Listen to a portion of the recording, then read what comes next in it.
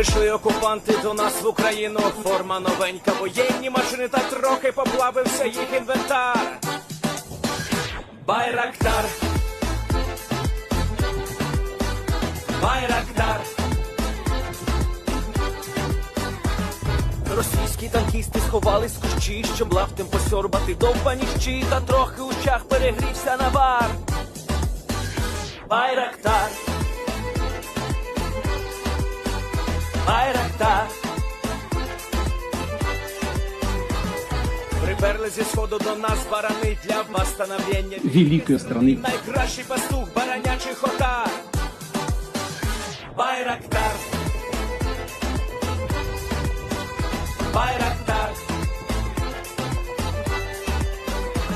Ті, хто води всяке озброєння різне, потужні ракети, машини залізні, у нас на всі доводи є коментар. Байрактар, Байрактар. Вони захопити хотіли нас зразу, а ми зачаїли на орків образу з російських бандитів, робить примар. Байрактар, Байрактар. Російська поліція справи заводить, там пивцю рашистів ніяк не знаходить, хто винен, що в нашому полі глухар. Байрактар, Байрактар. Веде пропаганду кремлівський урод, слова пропаганди ковтає народ, тепер нове слово знає цар. Байрактар. Байрактар. Байрактар. Байрактар. Байрактар.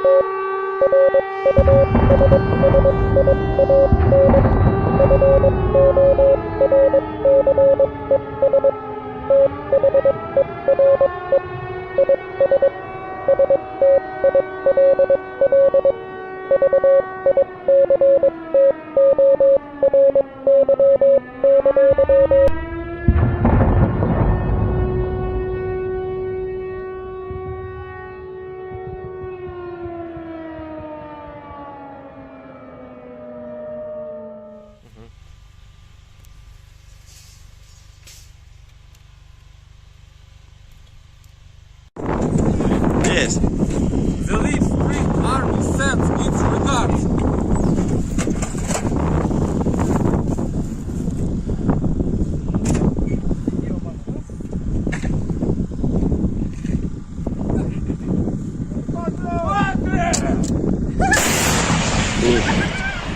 Русский военный корабль. Предлагаю сложить оружие и сдаться. Русский военный корабль, иди нахуй.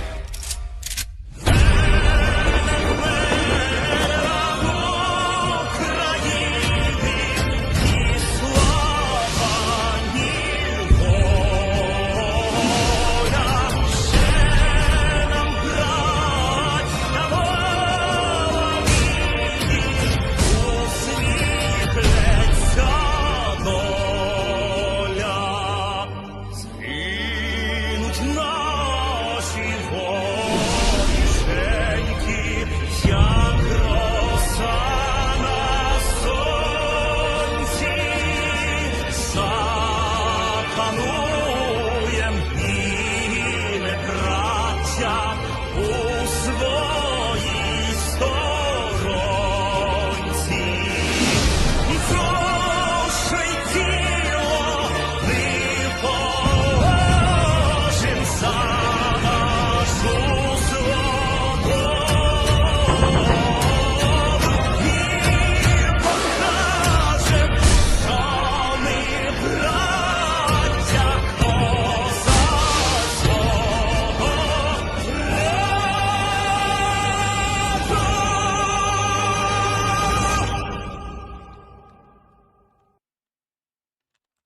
Hello, everyone. I'm the Enforcer, and I'm accompanied by Enforcer Matt. And good evening, folks. It's Enforcer Matt, and welcome back to day 672 of the news. And it's good to see you all once again. And Ukraine is retaking a major battlefield. What do you know? Let's What go. do you know? And of course, we're going to be covering the past 24 hours of the news of the war in Ukraine. And I am more than happy to tell y'all that the Russians had a victory just 2 days ago. It was small in a way, but it was literally just snatched away from them. 48 hours later, the Ukrainians have literally just retaken the battlefield. We're going to be covering that and a lot of major news tonight. There is massive news coming up from around the entirety of the battlefields of Ukraine, and I'm going to take y'all to where that major news is that's in the title and the thumbnail tonight. And that is the city of Marinka. Many of y'all know that Marinka has been a battlefield in Ukraine for nearly 8 years, 8 to 9 years at this point. It has been on the front lines when the Donetsk People's Republic and the Luhansk People's Republic, which are puppet states of the Russian government, broke away in 2014, and since then, this town has been a major battlefield. You can see that, at least in this satellite picture, things were not that bad in the town. Of course, over the past 2 years of fighting nearly that's been going on in this area, this place has almost been completely leveled. The Russians, just 48 hours ago, had declared that they had taken control of the town, and we could actually see a video made by Russia 1, which is one of the premier Russian mainstream news channels, showing that the Russians had taken the entirety of Avdiivka. This was made nearly 19 hours ago. Вот Маринка. Вообще, конечно, дерзкую вылазку совершаем. Никого нет, видите? Ни машин, ни людей.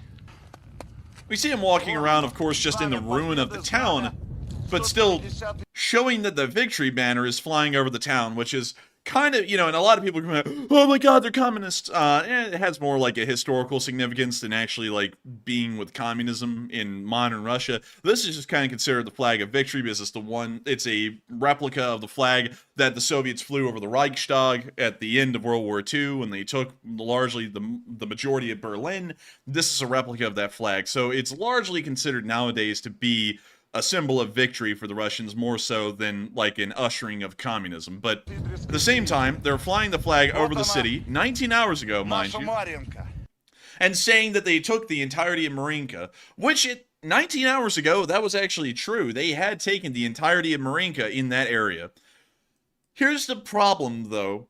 8 hours ago, the Ukrainians pushed back into the northwestern area of the town. Now, of course, I would say we're not geolocating this clip, but where it is very obvious. It's on Kashtanova Street. The Ukrainians have been able to retake almost a quarter of the town already, and we got a very clear video of a Ukrainian T-64 driving right back into the town, pretty much completely unopposed, firing on the Russians, and continuing to push the front lines back and retake Marinka. Considering that we heard that they retook a quarter of the town in about 9 hours from this clip, it's showing us that the Russian forces in this area have been so heavily depleted from the quote-unquote massive victory they just had, they're not even able to mount a proper defense at this point, or they have no concept strategically of how to conduct a defense of the town. But I'll be showing all this clip because it shows the Ukrainians literally just driving right back in, and here it is. Now, this is a T-64BV. We can see that the Russians are dropping artillery, and we can also see that little lake on the side, and it's showing that the Ukrainians are in this part of the town again. And I gotta say, it is hilarious, because the Russians have not been able to claim a victory since Bakhmut, and Bakhmut ended around March of this year. It's almost about to not be this year anymore, it's about to be the next year. And they finally took one more town, Marinka, which is a pile of rubble, and they're already losing it in 48 hours as this Ukrainian tank is starting to obliterate the place again. It seems like it'd be a lot harder to hold it now that it's been flattened and obliterated than it was when it was actually still fully built. Crazily enough, Matthew, that's actually opposite. Somehow, some way, it's been proven historically that cities that have been reduced to piles of rubble are actually easier to defend than ones that are still intact. And I don't know how that works, but the way I've tried to figure it out or explain it is, I guess the rubble is a very unpredictable kind of a system. Instead of, actual structured buildings, so I guess it's harder to guess where the enemy infantry may be in this town. But we can then see the T-64 retreating out of the town after firing onto the Russians, but once again showing that they do have a grasp on this northwestern area, and Ukrainian operations are still happening here, showing that the Russians have not taken Marinka in its entirety. Well, they did, but 48 hours later, they don't have Marinka in its entirety, and this can no longer be declared a Russian victory over Marinka and its capture, because they haven't captured it, and they're in the process of losing it already. Speaking of this general area, we also got to see a massive shockwave being caused by a Russian tank that was destroyed just south of the area. There we can see it. It's just sitting there. It was abandoned. Oh, dang! It's like a little mini nuke went off on that one. Dude, everyone in the area is going, "What? I can't hear you." But man, we got to go back and look at that again. What kind of a? Let's see. Can we even see the drone come in? I couldn't even see the drone come in. Huge shockwave off of that bomb. Yeah, I mean, good lord, look at that. Oh my goodness. That is crazy. I mean, even the pixels on the camera could keep up. It like took a second to like load in the dirt flying up. Man, what a hit. From what we understand, it was a FPV drone, well, a kamikaze FPV drone with an RPG warhead, and it ended up causing a critical detonation of the ammunition storage. Weirdly enough, we didn't see a turret toss. It looks like the turret's still there, so I don't know how thoroughly destroyed the turret is, because considering that it didn't fling the turret, I'm sure that the turret just got blasted wide open, although we're not getting a close-up look at that. But rate the explosion. We're going to go back and look at this. Rate the explosion on a scale of 1 to 10. How impressive was this explosion? Very impressive. Now, are you sure? Because I saw someone mention this in the live chat. Edom7 said maybe it's a demolition charge. That's what I was thinking when I first saw it. It looked like it was like a planned explosion on that one. Well, let's see here. Let's see if we can catch the frame where it actually explodes. Because surely a drone didn't haul in that kind of power. Well, it's not about what the drone's hauling in. There's still ammunition inside the tank that can explode. I don't know. That seems like something that, I don't know, it seems like it might have been planned. There's something about it that looks planned to me. I don't know what. I can't place it. Well, y'all discussed that in the live chat. Do y'all think this was a planned detonation, or do you think this was an FPV drone? I'm in the camp that this was an FPV drone that hit the tank and blew up the ammunition stores. But y'all let us know what y'all think in the chat. Beyond that, I would say that the explosion, in my scale, is about a 9. It was very impressive just for the shockwave. But moving on from that little bit of news, and out of the area of, well, not really out of the area of Marinka yet, because Marinka and another town just south of it, Mykhailivka, are almost 2 attached battlefields at this point. And you can see Mykhailivka right down here. Now, there is this small road right here. It's a paved road that heads from Marinka to Mykhailivka. Oddly enough, the Russians have used this as one of their preferred advancing routes onto Mykhailivka, and they've decided, instead of moving off-road and into the fields where they will most likely face certain death from mines, that they would stay on the road, which made them quite easy pickings for the Ukrainians. And we can see that a highway of death has formed in between Marinka, which is at the very top of the screen, off camera, and Mykhailivka, which is just to the south, off camera. We can see all of the Russian tanks and APCs that have been destroyed on this advance to Mykhailivka from Marinka. And it's an incredibly high amount of them. We can see 4 Russian main battle tanks right here, a T-72B, a T-72B3, another well, actually, that's a T-90M, and some kind of a T-72, no, actually, that's a T-80 over here, along with an abandoned BMP-1 in this one picture. And then in this one, we can see, not really much, because it's not zoomed in well enough, and we can't get a clearer image of this, but still a large amount of destroyed vehicles. And because of these sheds, we can actually kind of get a little bit of a geolocation on this if we want. And it appears that if we had to take a guess, let me see, is there a curve in the road there? No. So maybe it's further up here. Maybe there's a curve in the road up here. Wait a minute. Is that it? No. Let's see here. I'm looking for the road. That's not it. That's not it either, because the buildings aren't matching up. Well, hang on. Hold up. Wait, are these buildings matching up? They kind of look like they do. No, they aren't, because these two buildings are different. In this, wait a minute, hold up. Wait a minute. Actually, correction. This is the assault road. The caption was incorrect, because now that we're geolocating this, this is not the Marinka direction to Nova Mykhailivka, which would be on the northern side. This is actually coming from a small village called Solodke, or Stepny, from the southern end of Nova Mykhailivka. So we're actually going to be moving this right down to exactly where that marker is, because when we look at the picture, we can see a couple of things here that give away its exact location. We can see these two sheds here. One of them is not parallel to the other. And when we look at this shed compound here, we can see that these two are not parallel to each other. We can also see a small building right here that was reduced to its foundations. We can see that one right there.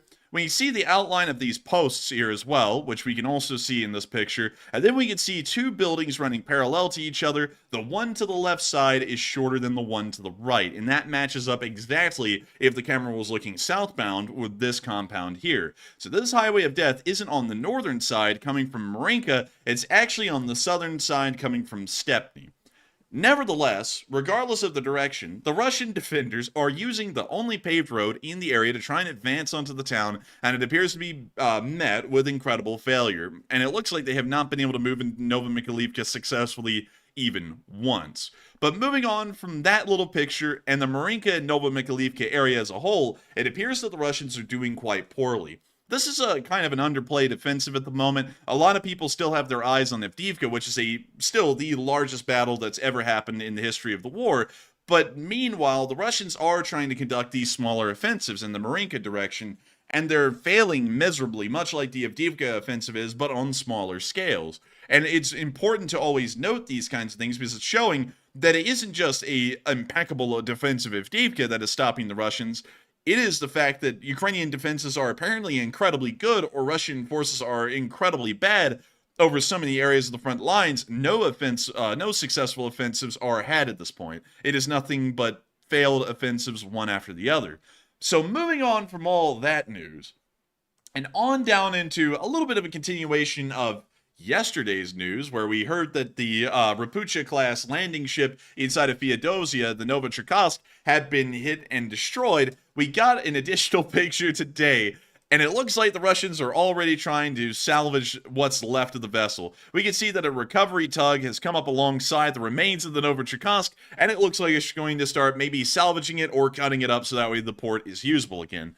Another interesting note that I'd like to tell y'all is that we have been able to confirm, at least at the moment, that 33 Russian soldiers are supposed to have been killed on board this Rapucha-class landing ship. 33 Russian sailors have been reported missing after the attack, and we are assuming that all of those sailors were killed on board the Novichokrovsk and were on board when it had its critical ammo detonation. Really quickly, though, we are going to pull up the Rapucha-class landing ships, and we're going to try and see how many crew would be on board at the max. And so let's go here in the Rapucha-class landing ship. Here's a picture of our good old little Rapucha-class landing ship. Look at that. It's a big ship. I gotta say, when you see the picture of it normally, you get the full scale of like how big of a loss this actually was. Oh yeah, man, these things were fairly big. They're 370 feet long. You know, that's about the size of Putin's super yacht. And on top of that, the crew, let's see the crew. Let's see here.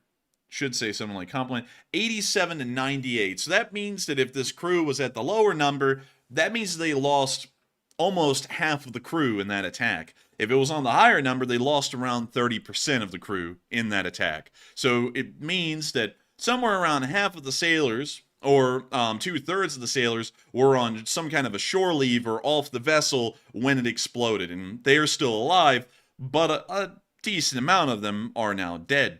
Now, you know, 33 guys, it doesn't seem like that big of a deal when you really think about it, but considering the amount of crew members for Russian vessels in the Black Sea Fleet altogether, and considering that the Moskva, I believe, had a crew of around 500 to 550, it puts into perspective that 33 sailors lost in a single attack is an incredibly high casualty number for the Russian Navy to take. There's not a lot of sailors around. that actually man these ships when they're underway. Of course, the Russian Navy is a lot larger in numbers than just the crew on board the vessels. There's a lot of folks in the Russian Navy who just keep the naval bases running and make sure to keep these ships supplied whenever they return back to port. But this is still a massive loss, crew member-wise and also asset-wise, for the Russian Navy. Also, this is something interesting to note, because we've never shown this. The front of the Rapucha-class landing ship, it can actually open up. It's a lot like a ferry that many of our European viewers may have actually, been transported on before. It has a front opening bay that allows for the deployment of amphibious vehicles or anything else. This ship can also pretty much beach itself on shore and then open up these doors and let out tanks or anything else that they could fit inside of the Rapucha-class landing ship. These things are a very big loss for the Russians, considering their naval power projection. The Russians have lost, I believe, all of these vessels that were in the Black Sea Fleet, or they have lost most of them, and the remainder are damaged and out of action at the moment. This means that the Russians are now completely unable to try and conduct any kind of a naval invasion of any kind, because they lack the ships that would even be able to make a small naval invasion possible, like these Rapucha-class ships. But it's just interesting to look at these. Also, here's a Rapucha-class landing ship that had beached itself, and you can see how that works. It looks like it unloaded a... That is a very... Oh, that's a PT-76. Sorry, y'all. I was looking at that. I was like, that is a weird-looking BMP. That's actually the PT-76, which was the go-to light tank, APC sort of... Well, actually, it was a light tank, technically, of the Soviet naval infantry until the BMPs came into being, and then they slowly replaced these things with the BMPs. But nevertheless... So in other words, it was a big junk ship transporting a bunch of junk to roll out onto the junk. Pretty much. I mean, that's probably the best way to explain it. And also, look how many of these things were retired. A lot of them. A good bit. I bet they wish they had those back. Let's see here. Let's look at this. All of these were retired by the Russians or where? Decommissioned. I want to know. Apparently there's no names for these, but these were a part of the Pacific Fleet. Actually, all of these were decommissioned by the Russians, because all of them were a part of the Baltic fleets or the Pacific fleets, and now they are all retired. So we can see that the Russians actually retired a lot of these things, especially in the mid-90s. And the reason why, to explain this really quickly, because a lot of people have this idea in their head still that the Russians are as powerful as the Soviet Union.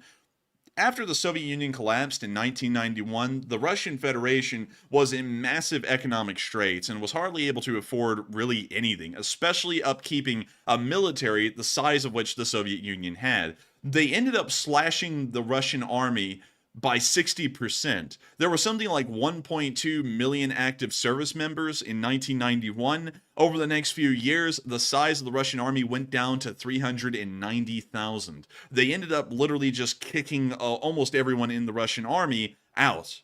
They didn't give them any benefits. They didn't give them nothing. They just said, your service ends here today, pack your stuff and leave. And they also did that with a lot of the equipment as well. A lot of people always know about the tank graveyards and all of the older tanks that they're getting out of them, like the T-62s, some of the older T-72s, and even the T-55s that we've seen on the front lines here and there. They did something similar with the Navy. They ended up decommissioning a large amount of the Soviet Navy in the mid-90s, like we're seeing here. You'll see most of these were decommissioned in the mid-90s. And that's because they could not afford to run the Navy anymore. And the Russians still suffer from that today. And so when a lot of people talk about, oh, it's the Soviet, it's Soviet equipment, it's the Soviet Navy, they're strong, they're powerful, they're talking about a Soviet Navy that doesn't exist anymore. The Russian Navy of today, I believe, is something like a quarter of the size that the Soviet Navy was at its peak in the mid-80s.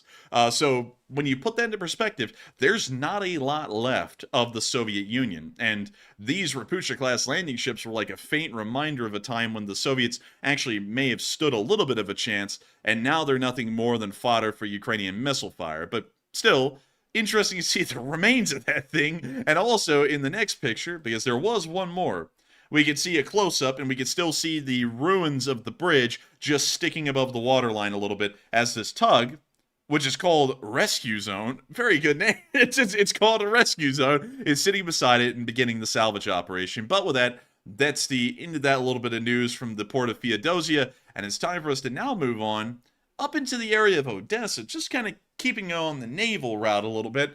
The city of Odessa came under attack last night from Shahed 136s, which has become a very normal thing for Odessans to live through, is pretty much nightly air attacks by drone. One thing that it's not normal for, however, is Turkish sailors on board their vessel. The Odessans hardly even film the drone attacks anymore. We don't get a lot of video evidence of them because they're just so common, and people have really stopped caring. But the Turkish sailors kind of just saw this for the first time, and while they were on board their ship in the middle of Odessa harbor, they filmed the Ukrainian air defenses firing pretty much over them and at the incoming drones. So check out this clip. It's a very rare one, and we never get to see a view of an incoming drone attack like this. This is from the bridge of the merchant ship.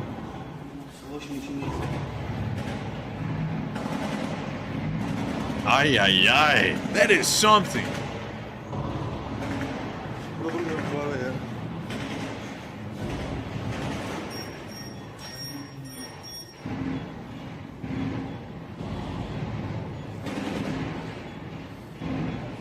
It's a little bit windy outside. Now, you gotta say, Matthew, that is a sight to behold. Like, imagine you're on a cargo vessel, and you're just sitting in port, and then all of a sudden, gunfire just erupts from everywhere into the sky, and you're just sitting in the middle of all of it. That's gotta be harrowing to be a part of. That'd be scary as hell. I mean, that is truly terrifying, and I gotta say, like, you never realize it, because a lot of the times, and this is something that's actually been put into perspective for me in Odessa, is that a lot of the time we only get to see the video taken from one air defense crew of their system operating, and they're usually just tracking their own shots. So we don't get to see the entire city's air defense system at work. This right here is just from the volume of fire alone, it is incredibly reminiscent of like a World War II air defense over London or Berlin or anywhere that was being bombed. It is a massive amount of anti-air fire. I mean, that is insane stuff right there. And we can hear the McDonald's fryer going off in the background saying the fries are done. But anyways, moving on from that clip, just keeping it on the naval aspect for a little bit, since we were talking about the Raputia landing ship Novichokhovsk, we can see that these Turkish sailors probably had a story to go home and tell their children for sure about what they saw at sea. But moving on from that and up into the area of Kherson, kind of, I'm not trying to say we're kind of keeping it on a naval level all night, but kind of keeping the news in general areas of what we were just covering last. There's been a lot going on around Krynky lately, at least in video evidence, and we have seen that the Ukrainians are continuing to try their push out of the town of Krynky and on into the forests. We got a clip today showing some Russian forces getting hit by drones inside of the Krynky forest. And we can see a BMD, an abandoned one, getting hit by an FPV drone and then roasting.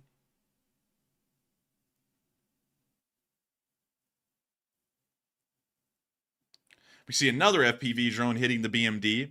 It looks like they're just trying to destroy this thing so it can't be hauled away by the Russians.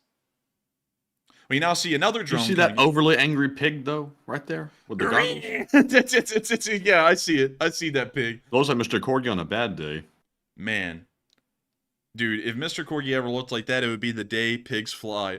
Oh, crap! It's got on the aviators. It's flying! But anyways, we can see them hitting some more BMDs. And once again, I have to point this out, Matthew. Notice that every single APC that's been abandoned in these woods are BMDs. Now, Matthew, we've taken notes over this war, and what is the major takeaway from seeing BMDs? They're going to get blown up. No, that means that this is the Russian airborne that has abandoned these vehicles. And that means that the Russian airborne division, the VDV, that was operating in this area, has actually changed its attack path.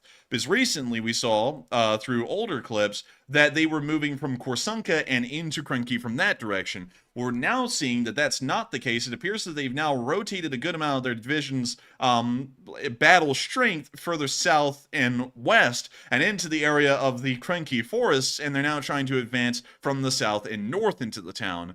It doesn't appear to be that successful for them. It looks like they've lost a lot of APCs attempting that, but it's important to note that that entire division has now shifted from Korsunka, and that means that either there is a defense force of the VDV inside of Korsunka, making a weak spot in that area of the front line, or it's been replaced by an entirely different unit inside of Korsunka, which may be some kind of a reserve unit, perhaps. It's a very important thing to note, because this means that there may be a potential weak spot in the Russian lines, because this division, which is considered higher end than the other divisions in the area, has now rotated into a new attack path. But moving on from that and back into the clips, we can see the BMDs here getting slammed a good bit. And we're actually seeing a variety of BMDs. We're seeing like BMD-4s and BMD-2s at the exact same time on the street. And that's a BMD-2 that they're hitting right there, but the one below it is a BMD-4. And another thing that we're taking from this is that this VDV division that was just raised specifically to be sent into the Kherson area, while it does have some high-end equipment like T-90Ms and apparently T-72B3s as well here and there, their equipment is a mismatch. It's not all high-end, because BMD-2s are quite old. Those are from like mid-1970s vintage, around 50 years old at this point. So apparently what did the caption say? It said, well, it was only worth $3? Let's see. It says Tank T-72B3 Zraska 2022 Roku, I believe Roku, Bartisi 3 Milonia. So 3 million.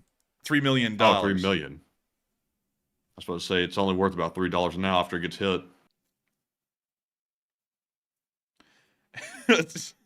Man, I give you $350 for that thing. And we see them hitting. I think that's one of those things you can buy for a song, actually. Oh, but anyways, that's the end of the clip. Absolutely wonderful to see that they were able to knock out, or at least destroy, a lot of the abandoned equipment that the VDV left behind. And moving on from that into the area of Korsunka, we did see that Russian forces, and it says it's in Krynky, but from what we geolocated before the stream, they're somewhere in this area about right here. So it's more so Korsunka than it is Krynky, but we did see them retreating out of the town after coming under some pretty heavy Ukrainian fire. And there they go. Alright, I Need a Hero is playing in the background. We see him running. Go, Pyotr! He's like, Bled! I'm learning to walk. I must crawl before I run, Bled. Come with me, Pyotr. They are retreating. And it looks like one guy, he's just decided he's not going on any farther.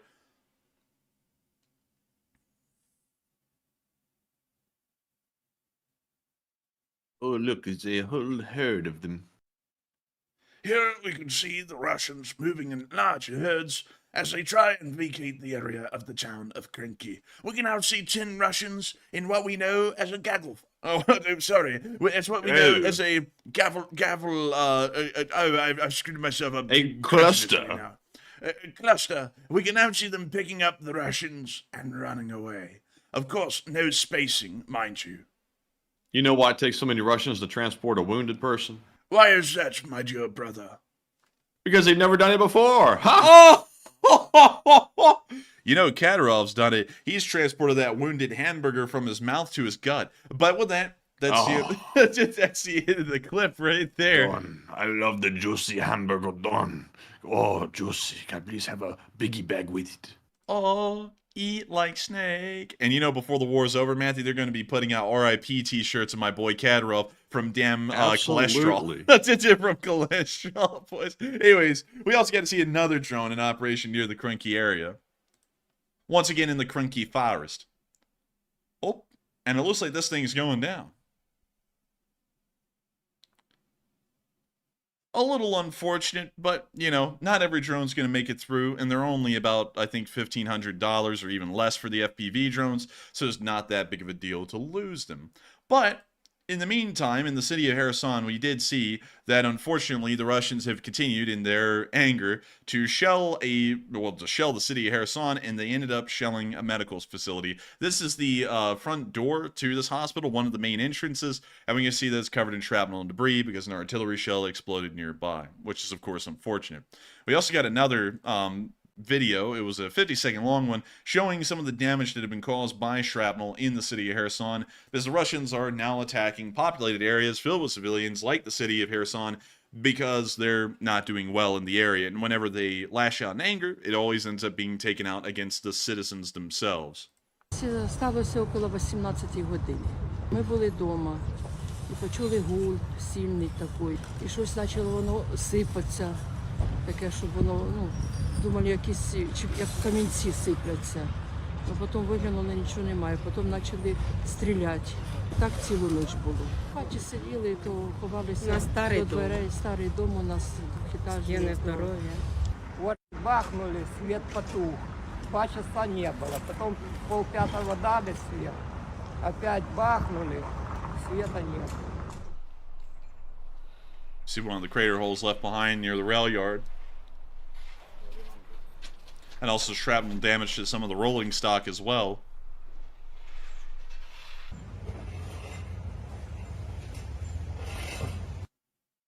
Of course, incredibly unfortunate to see this kind of stuff, knowing that there are a large amount of civilians still living in the city of Kherson. The city of Kherson has a population of approximately 300,000 by pre-war figures. And from what we know, a large amount of those people still live in Kherson to this day. They never got a chance at the beginning of the war to evacuate like other cities have as time went by. They were pretty much run over by the Russian offensive, and pretty much everyone just stayed inside of the city until they were liberated in November of 2022. Then, after that, they have stayed there. Nobody has asked them to evacuate. They're still inside the city in incredibly large numbers. A lot of people were there when the floods from the dam being blown up further upstream started to flood a good amount of the city, and they're still there to this day. The Russians know this as well. They have a lot of information to back up that there are hundreds of thousands of civilians living inside of this town that are not armed combatants, yet they will go out of their way to target civilian areas of the city with no military potential or any military targets in them whatsoever, solely for the fact that they can.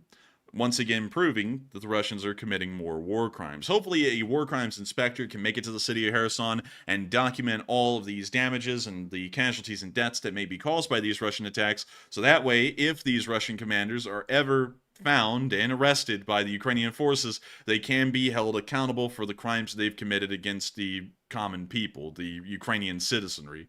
Moving on from that, and on into the larger news, speaking of Russian attacks on civilian infrastructure, we did hear that the Ukrainian air defense was very successful last night. It was able to shoot down an entire 32 Shahed 136s, although this was not all of the Shahed 136s. A few of them made it through, but for the most part, we heard that the interception rate was somewhere around 87 to 93% approximately, which is a very good running number to go with, and showing that the Ukrainian air defenses are still working quite strongly.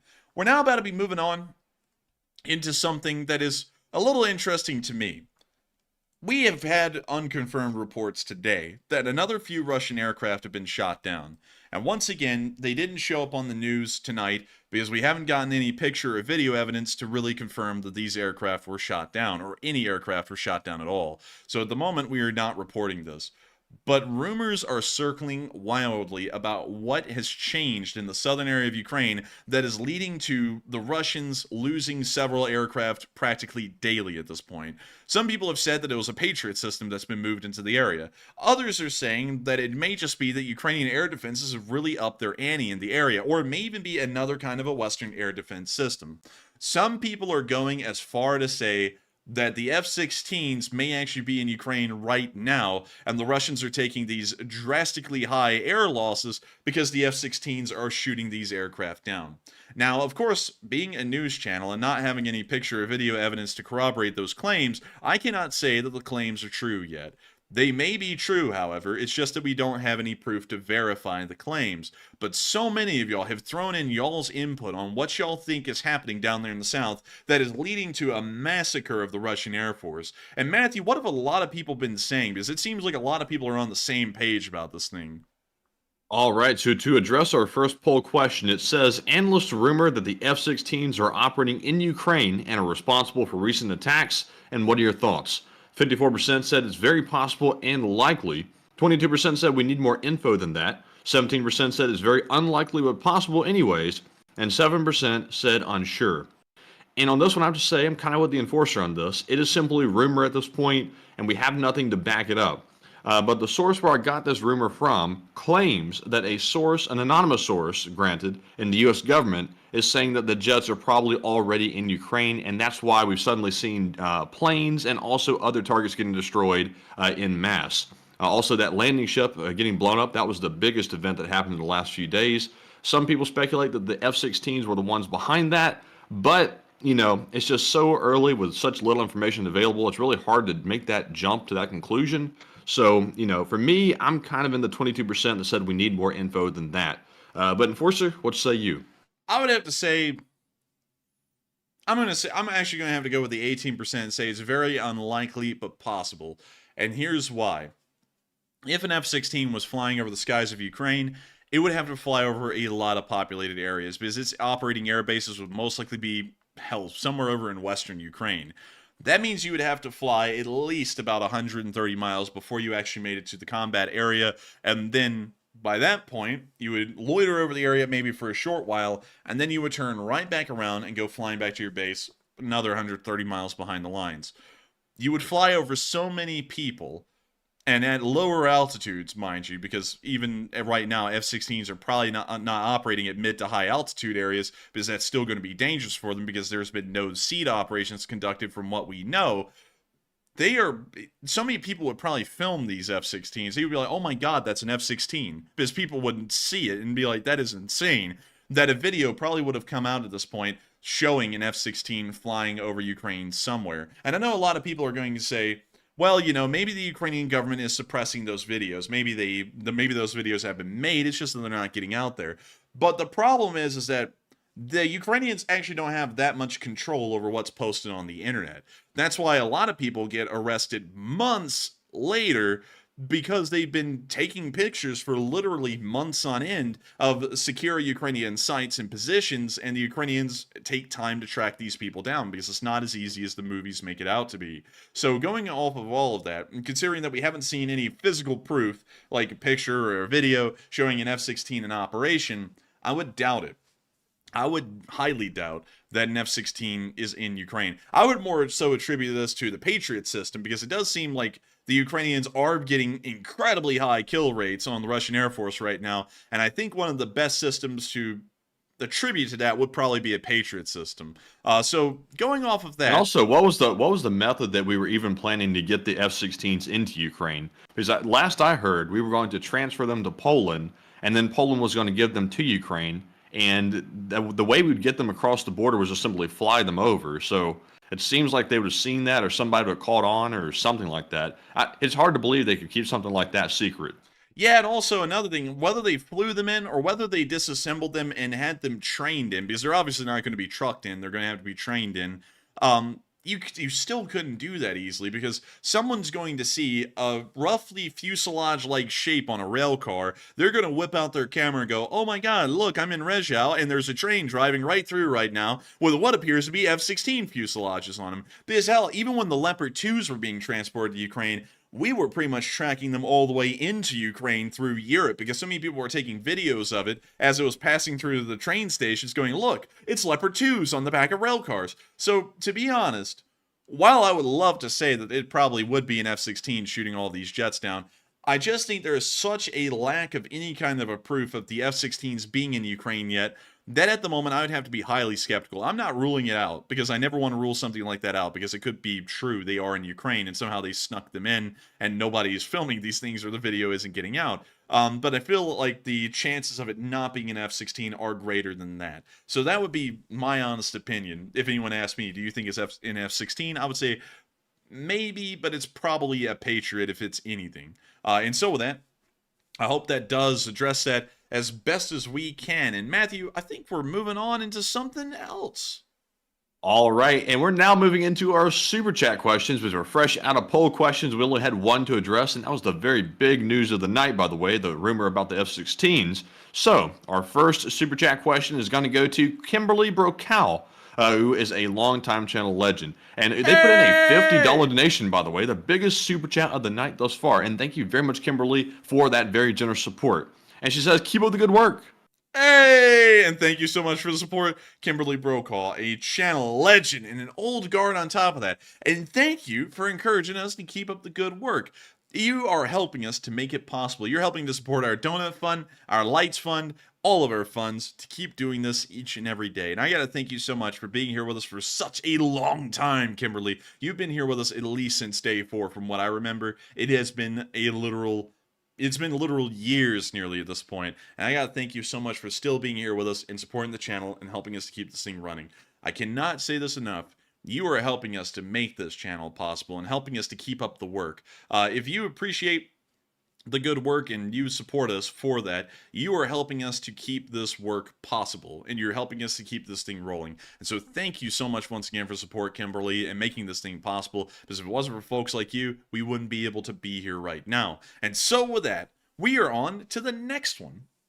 All right, and our next one is going to go to Margaret Hemsley, who actually put in 2 $30 super chats, and she said the same thing in each one, if I'm correct. And I hope that was not a duplicate, Margaret, but nonetheless, thank you very much for the support. And she said in both of them, payday for me and you. And whatever you do, I'll follow, because you're simply the best. Hashtag Mad Max, hashtag Tina Turner. And I thank you so much for the support, Margaret Hemsley, a channel legend as well. And I gotta thank you for being here with us tonight. And also, thank you so much for saying that you will follow whatever we do.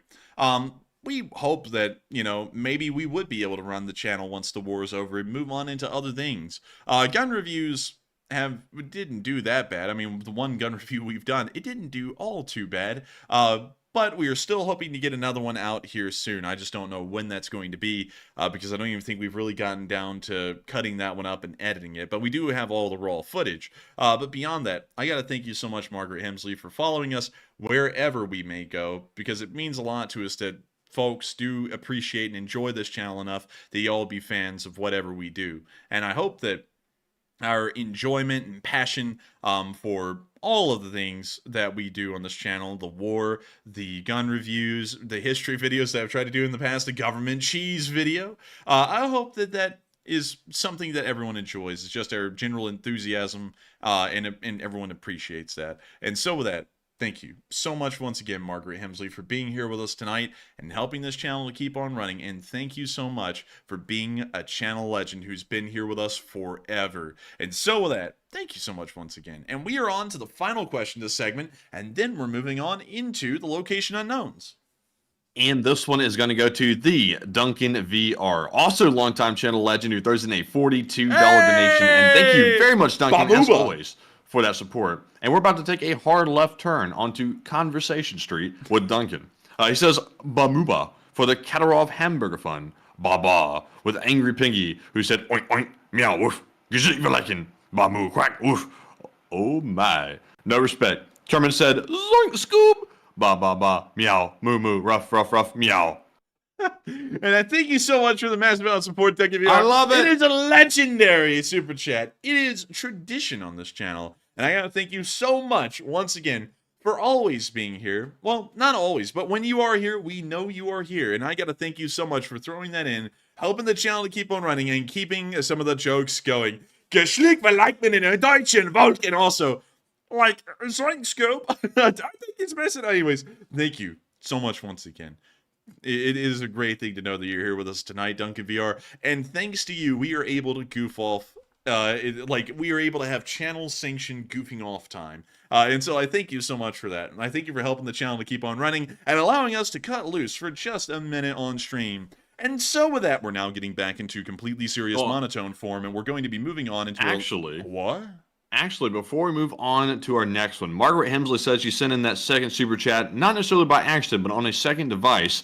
And she said, if you could, grab a live chat question. And we shall before we move on. And also, by the way, I only have one live chat question, and it's the one we're about to read off. So if you have one as well, put @EnforcerMatt in the chat with your question behind it, and I can add it to the spreadsheet, because I need some more. I'm telling you, I need some more. But Ryan Peacock is the live chat question sponsored by Margaret Hemsley, who says, did they use the F-16s yet? And also, what type of F-16 are they? Let's see. No, an F-16. What type of F-16 is it? Interesting question, Mr. Ram. Peacock channel agent, by the way. Yes, we do know what kind of F-16s it will be. We know that the Dutch ones are going to be the ones sent first to Ukraine. The Polish ones are coming a little bit later down the road. So going off of that information, we know already that those F-16s are F-16As. That means that they're going to be some of the less capable ones. Some people have actually gotten violent. Like, y'all wouldn't believe it. Like, violent. They're like, you idiot, they're all A's. No, there are some F-16Cs because the Polish only operate F-16Cs, and they're sending some of theirs to Ukraine. So going off of that, we have that information in mind. But the Dutch don't have C models. They only have the A models, and I think they're sending practically their entire air force of F-16s to Ukraine. So going off of that, we know that these F-16s are going to have some limitations. They will be able to conduct seed missions, but on air-to-ground missions, they're actually going to be a little limited because the computer systems inside of an F-16A are not as complex or sophisticated as a C model or any of the later variants like the D model or any of the block models, I think beyond Block 50, which are very advanced technologically. You can use really any kind of ordnance that can be mounted onto its hard points.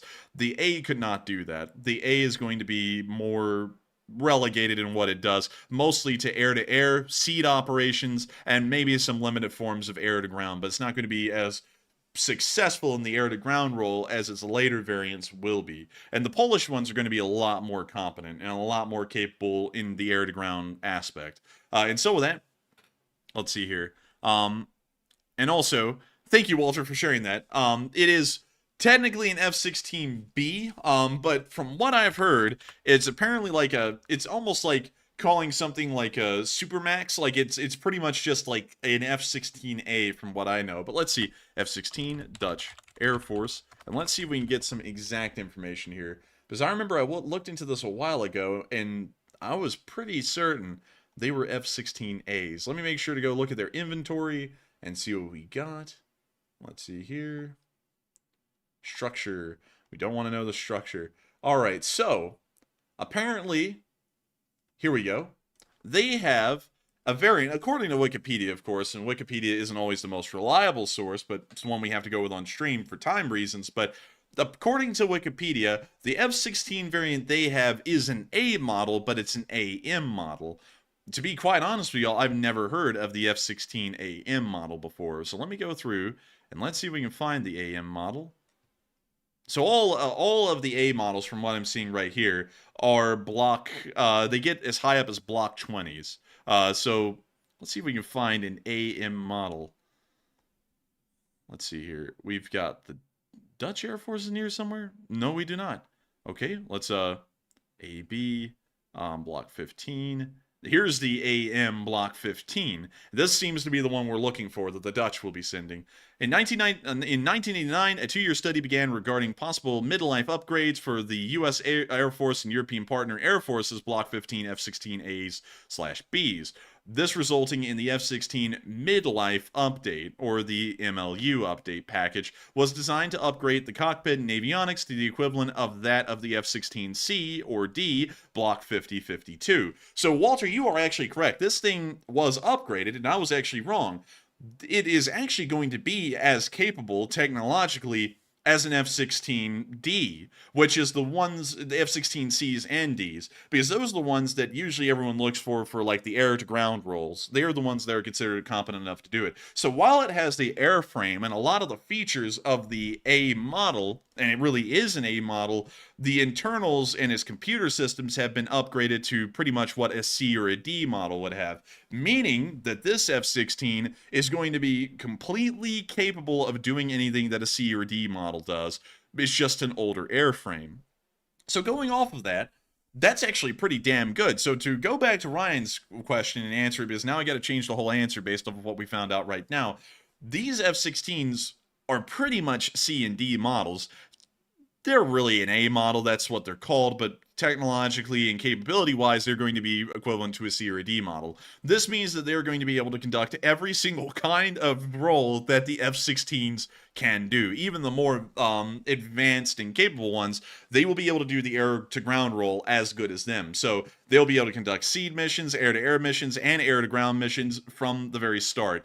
The Dutch Air Force has 24 of these F-16s. I believe that I remember they were going to be sending 12 of them, so that means that they're sending half of what they have. And I don't know about the other 12 because according to Wikipedia, all of them are going to be phased out by the end of, well, by next year, by the end of next year. So we don't know what's going to happen to the other 12. So we'll wait and see. I have a feeling those will probably end up in Ukraine as well. But at the moment, I think they're just sending 12. So with that, I hope that does address that the best we can, because I didn't want to make sure that we gave incorrect information.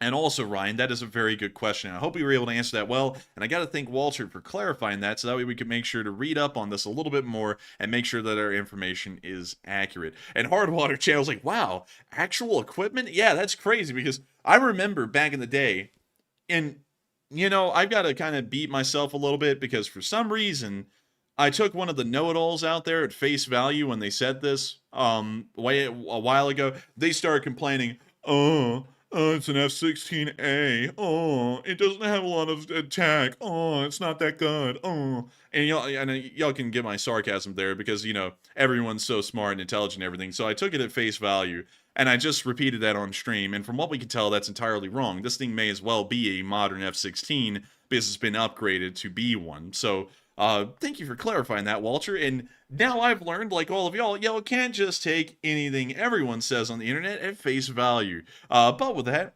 thank you so much once again for sponsoring that live chat, Margaret. And now it's time for us to move on into those location unknowns. And we have only 2 of them today. Starting off with our first one, we got to see a very interesting news clip showing that a Leopard 2A6 survived an anti-tank guided missile hit to the direct front of its turret cheek, which is a very cool thing to note, because this is a special kind of an armor feature of the Leopard 2 that was used.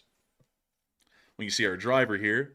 We see the commander talking about the Leopard 2, and we can see him showing the finger-sized hole that was made by the ATGM's tandem charge. It didn't go through. It ended up hitting the front armor of the turret, and it did not punch into the crew compartment. And the reason why, and this is really cool about the Leopard 2s, is that the Leopard 2A6's frontal armor is actually hollow. Let me see if I can show you all that. Front turret armor. Let's see if we can pull that up real quick. So this is what the inside of a Leopard 2's front turret looks like. A lot of y'all would think that that, like, angled front is solid, and for years I swore it was solid. But I finally got to see these pictures, and this is what the inside of it looks like. It's really nothing more than some structural steel. It's fairly thick structural steel, but still structural steel nonetheless. The entire point of this being on the front of the turret is that this provides a spaced armor, and the angle that this turret cheek is made at is deliberately designed to take an APFSD round, and when it hits that turret cheek right here and punches through into the open space inside, it's going to make the shell wobble.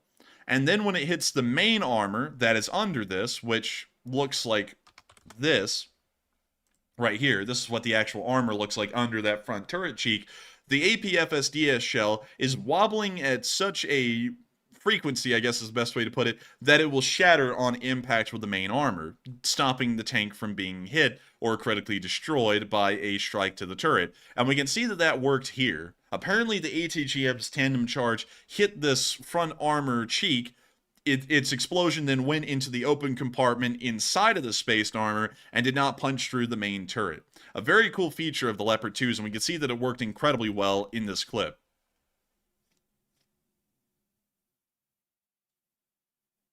And now you see them rolling out. Autobots roll out. And I gotta tell you, man, this is one hell of a beautiful tank. I will say it's probably one of the best designed ones out there in the Western world, just from the aesthetic side. It's so lovely. I gotta say, one of my favorite. Now, I will say, the Abrams is pretty nice, and the Challenger is really beautiful as well. And honestly, out of all of them, I really like the Challenger, although the Abrams is a really good all-rounder. But the Leopard 2A6, it just can't, I don't think anyone can disagree. It is a beautiful design tank. But moving on from that, and into our next bit of location unknown news, we also saw that the Ukrainians dropped a F1 grenade on a Maxim. Call this Maxim machine gun Max Verstappen, because it is racing to be the first one destroyed.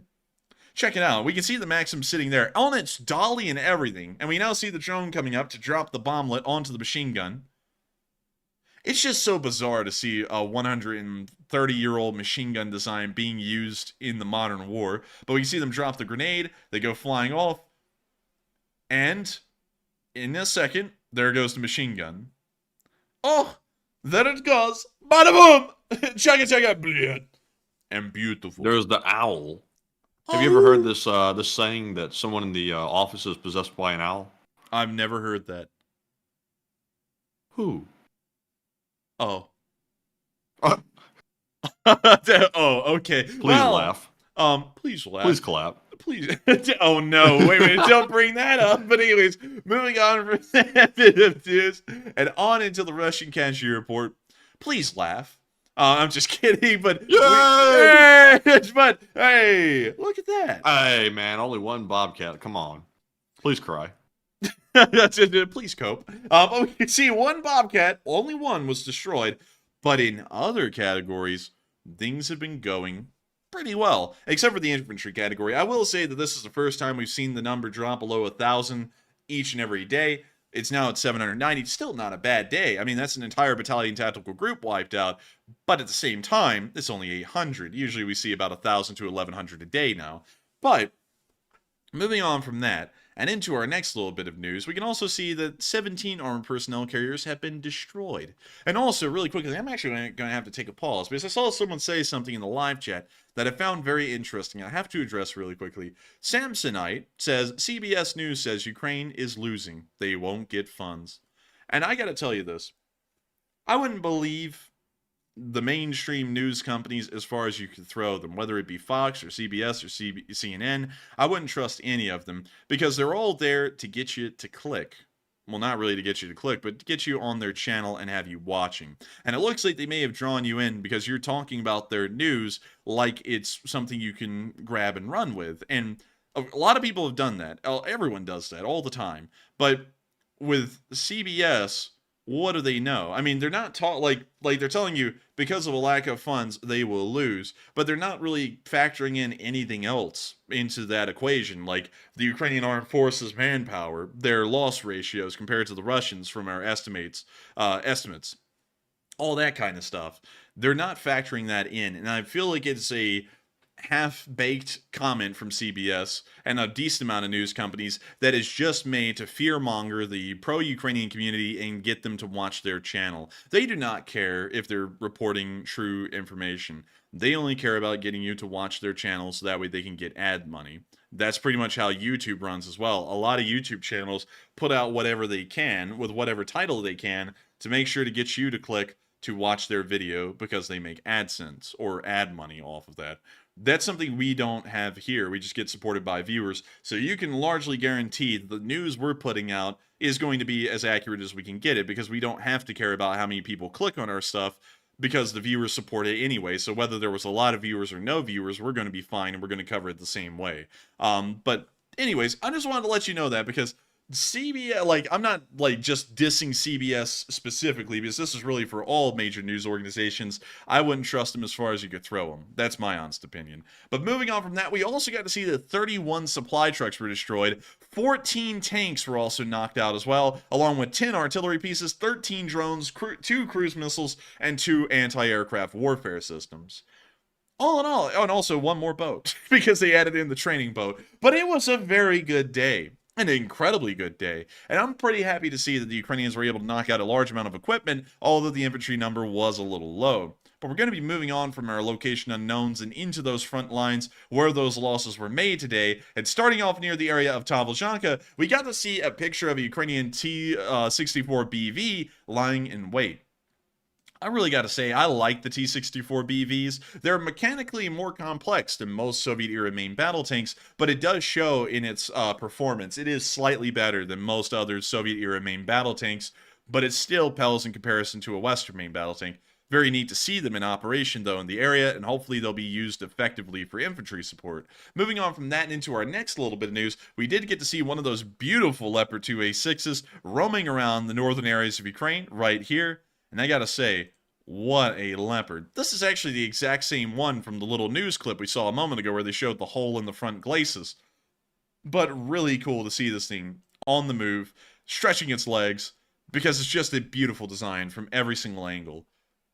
An amazing tank. It is lovely, I gotta say. Top notch. Top notch. And moving on from that and down into the area of Kuzmivka, we also got to see that Korn blew up a Russian tank today. But anyways, here's the clip.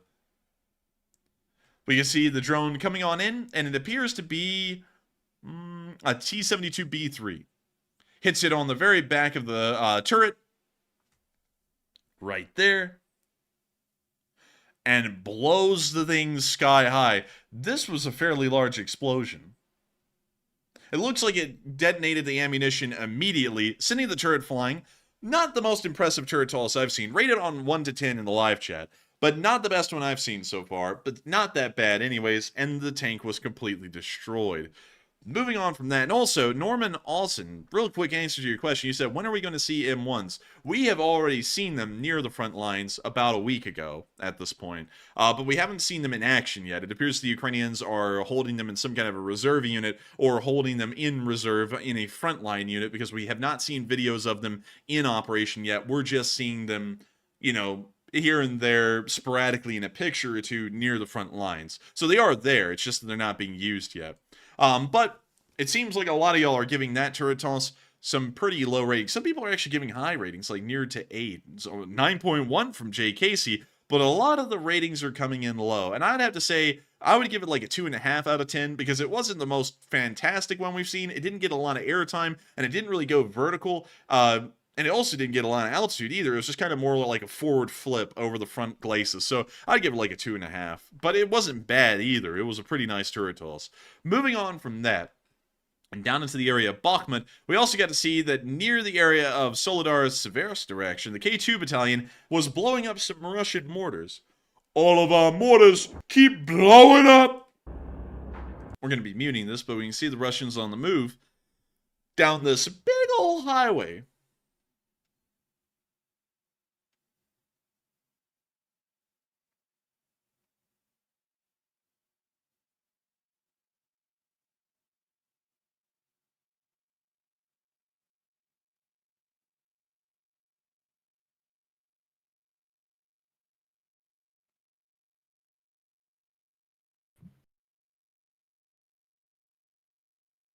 And we can see them making sure to stalk these Russians quite fervently, as a matter of fact.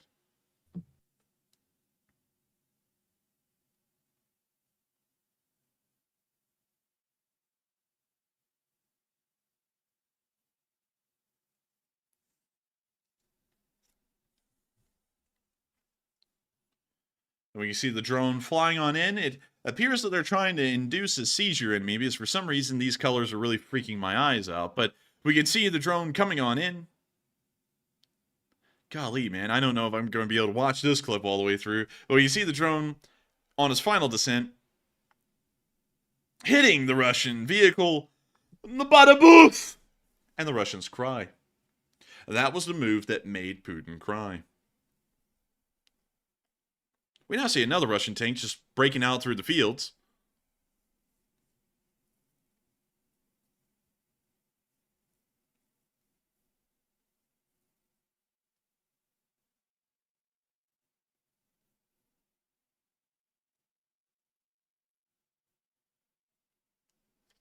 We now see the drone circling around out there in those fields. A lot of fields being brought up in this conversation. If you had like one of those word graph things where the most used word was like the largest, fields would be the one. Oh, on God. That's it. Yeah, for real, man. On God. We see the drone coming on in. Dun, dun, dun.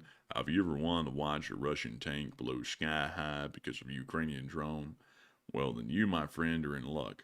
Introducing the all-new K2 battalion, an absolutely incredible unit that's gotten its drone work down to perfection.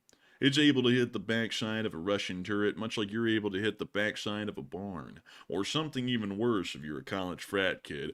Hey yo, pike up!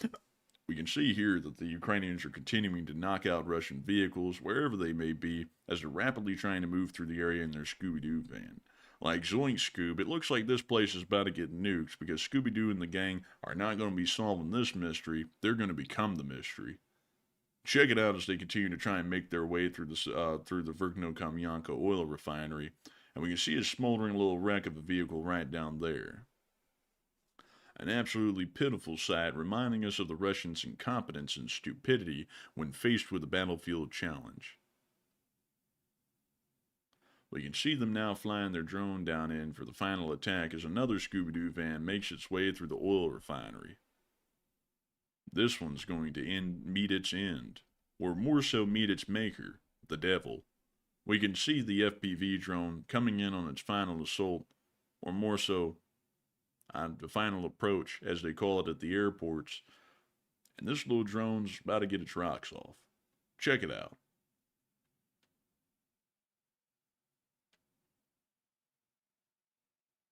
Here it comes. And bada boom, baby. Boom, chugga chugga, Igor. We can see right there that little truck is no longer, and it's going to sit there on that road and char up into a nice charcoal briquette. And that brings us to our next AdSense, or ad sponsor, charcoal. But anyways, that's the end of the clip. Great to see the K2 doing its thing. And with that, we're now going to be moving on down into the area of Bakhmut, because things did not go well for the Russians today. Many of y'all know they're kind of conducting an offensive in this area. Well, I hate to tell y'all, they lost about a quarter kilometer. Boom. What do you know? And also, gotta say, just something impressive. But check out this little clip here. We got to see that a car tried to escape a drone today in this area. And also, this says it tries to escape on the left bank of the Dnipro. And we tracked this down to the area around Bakhmut. Oh my lord, dude, that car is whipping it. Look at this thing. Drifting. Dun, dun, dun, dun, dun, dun, dun. It's oh my lord. Oh my lord. Oh, he flipped it. Oh, right into the bottom, knocking it That out. was like insult to injury. You can't flip it and then get smacked by a bomb. Come on. Dude, got smacked on the underside, man. Oh my goodness. Absolutely horrendous. He rolled over.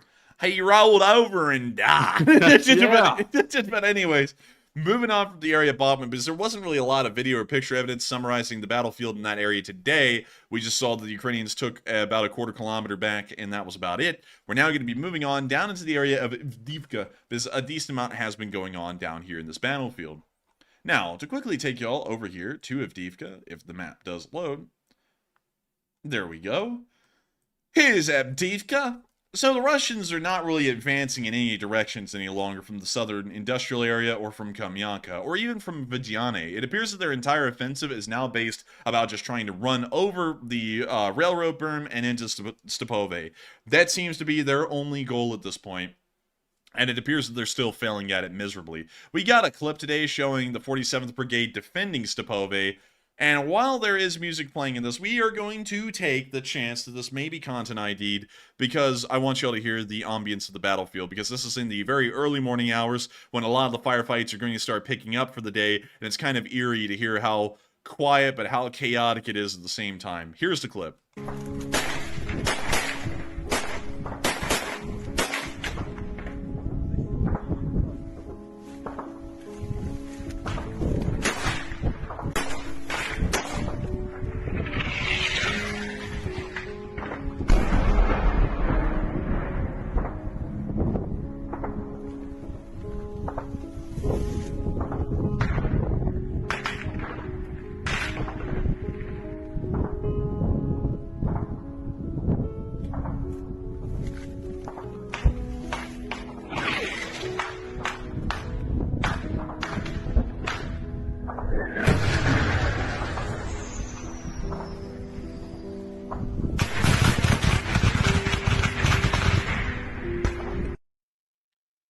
And that's the end of the clip, but as you can hear, that was the very early morning hours of this day's fighting near Stepove. Those were soldiers of the 47th Brigade that were holding down trench lines in some of the tree lines near the village of Stepove.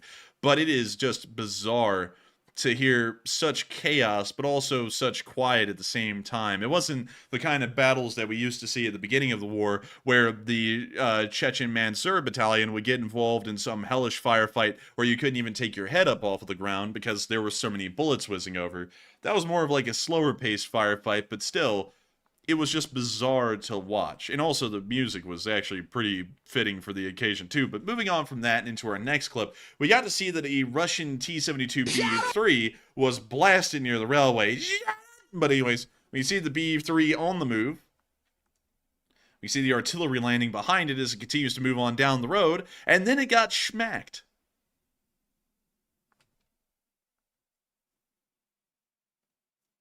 We see the tanks come to a stop. It looks like there may even be a fire inside the compartment already, as there is some faint smoke coming out.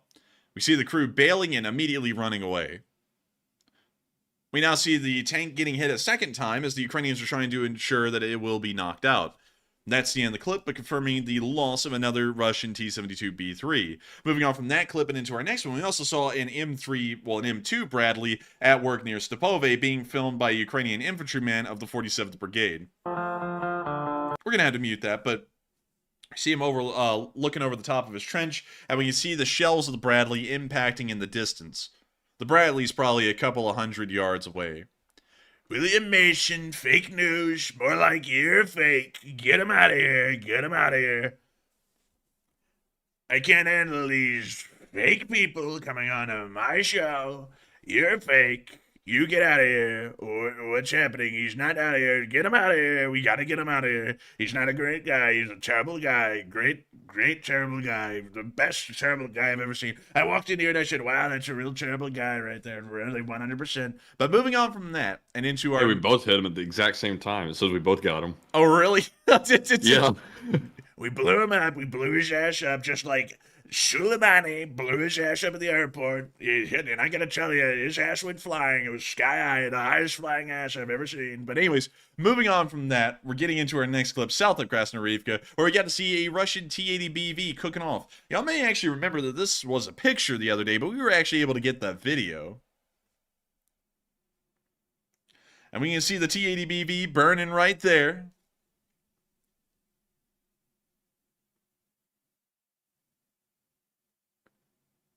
And man, that thing's cooking up. Oh, great heavens! Oh man! And with that, that's the end of the clip right there. Beautiful to see a T-80BV cooking because those are getting a little rare for the Russians. And we're now moving on to the one clip we got near Kamyanka of a Ukrainian FPV drone taking out a BMPT Terminator. These are actually somewhat rare. There's not a lot of them in Ukraine, well, in Russian service. And we can see one getting knocked out in this clip right here, right now. We're hitting right behind the turret. That is a kill shot right there with an RPG-7 round. And we can see it from a third-person perspective right there.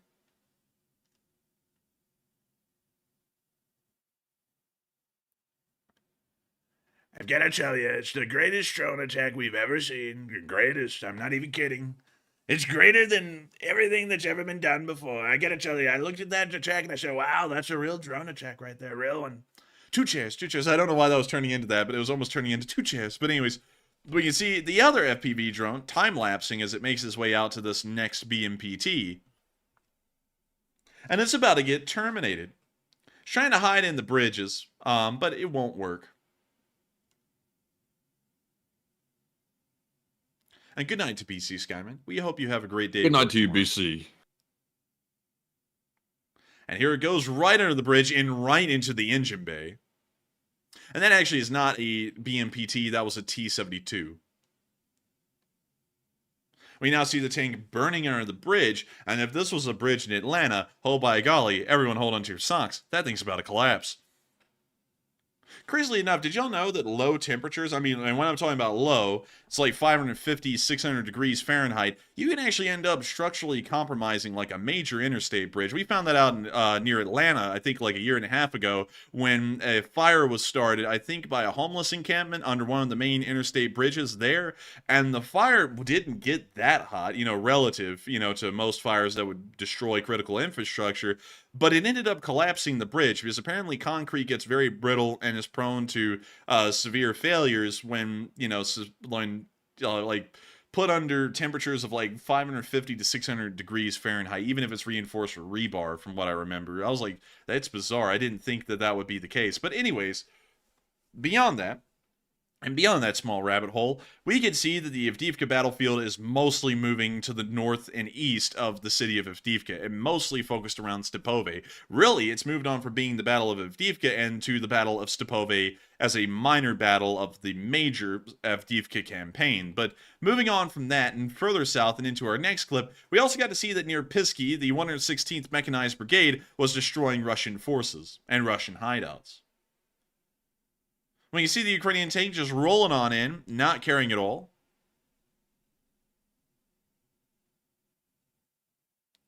It's wild to watch, like, the Ukrainians and Russians just drive tanks around with no infantry support like this wherever they want.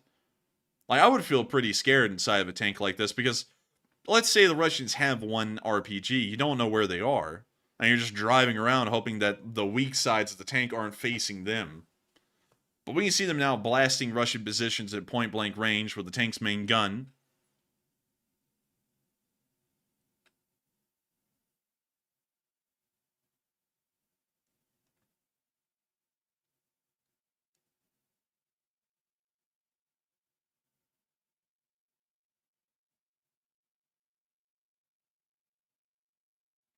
We can now see the tank rolling off after blasting the Russians point blank, and we can see one of the houses burning to the ground afterwards. Apparently a very successful tank barrage. Moving on from that and into our next clip, we also got to see the Russians lined up their grad today to fire off a salvo, and it didn't go that well. Matthew, I heard, oh, wait, hang on, we got to the point beforehand, but I heard, Matthew, that the Russian artillerists out there said something along these lines when setting up their grad. Ivan, we're going to get these Ukrainian sons of bitches. And then they blew up. There was a critical ammo failure in the grad. One of the rockets blew up, and it caused a chain reaction in the grad, which sent the entire thing into a fireball. I guess you can say they graduated. I like that joke, Matthew. You're coming up with the good stuff. And this is what's left. 47 РСами уничтожено. Осколки, осколки. God, dude, it just assembled like a Lego set. Oh, wait a minute, there's the front hood. We can actually see a little bit of its left, but not much else. Oh, and we actually got a tire. Wow, that's actually impressive. Like, this thing blew up like a nuke. And there's still a tire and a little bit of the front of the chassis left. But, of course, the rest of it's just obliterated. Стояла машина, а здесь были сложены еще 17 раз. Вот, уничтожены. Конечно, посекла всю посадку, блядь. Дорогу, блядь, завалило все. And then seeing the clip right there, but showing what's very rare, a critical ammo failure in any grad. And also, I saw Ian Frogfish, channel legend, by the way, in the chat saying, I imagine about the last tank video we saw of the Ukrainians just driving around their tank wherever, I imagine they don't realize just how vulnerable a tank is to another infantry squad. It's real easy to run up and ambush a tank on its own. And that's so true, and that's what really blows me away with how both sides are using main battle tanks in this war. A lot of the times we'll see that they just end up being used solo, with no infantry support or even a backup tank. And that is something that is just wild to me as a concept, because whenever you really start to read about the use of tanks in history, tanks are wildly vulnerable. A lot of people think that tanks are invincible, but there are so many ways to easily destroy a tank or force the crew to bail and then kill them when they're trying to bail out.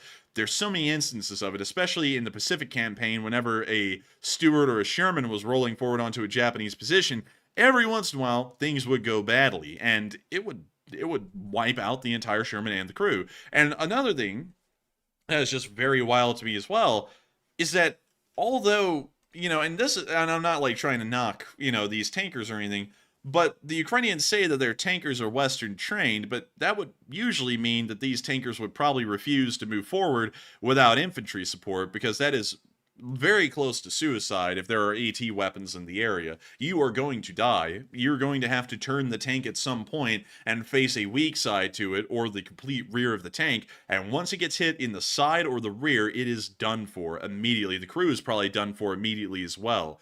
And that's one thing that's always just kind of bewildered me about both sides is how they'll end up using tanks with no support, which usually would get them killed. It's like using cavalry in the Napoleonic era without any infantry support to follow.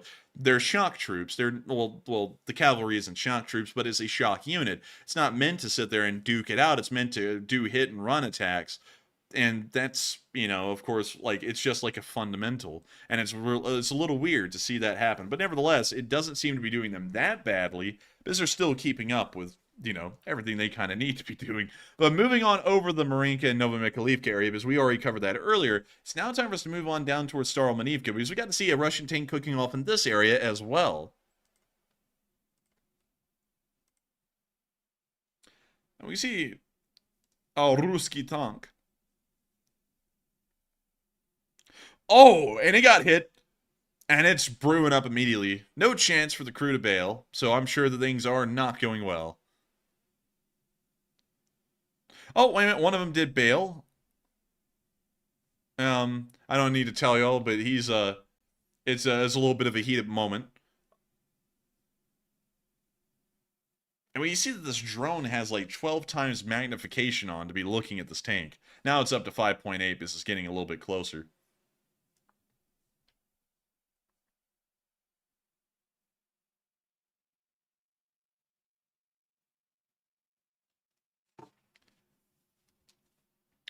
And also, Brian, I'd actually have to disagree with that a little, because you said Sherman tank crews were getting obliterated. The armor was like, go see Fury. Fury, I'm not gonna lie, Fury was not that great of a movie, because it was actually very inaccurate in a lot of aspects. And also, one thing that was very inaccurate on was the use of a Tiger 1 in the Western European area.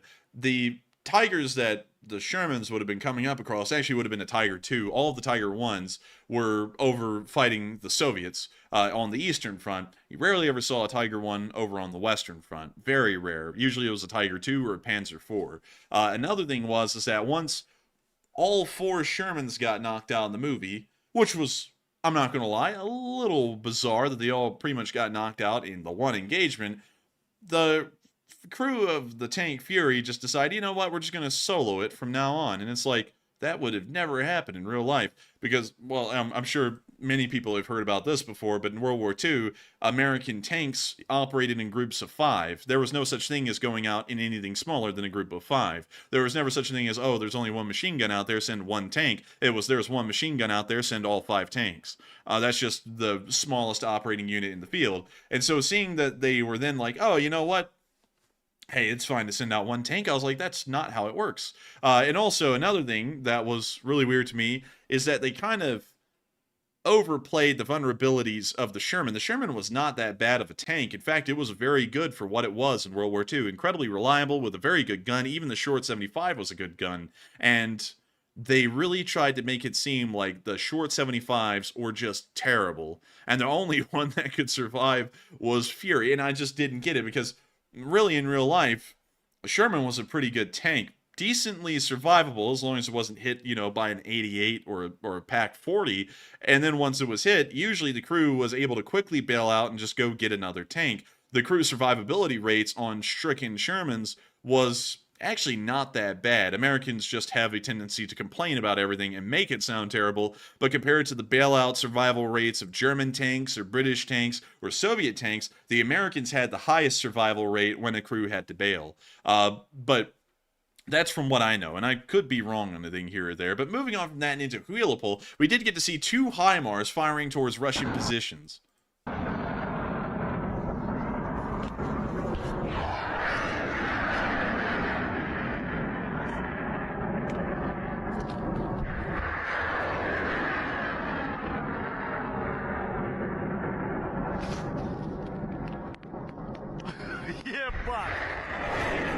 Yeah, baby.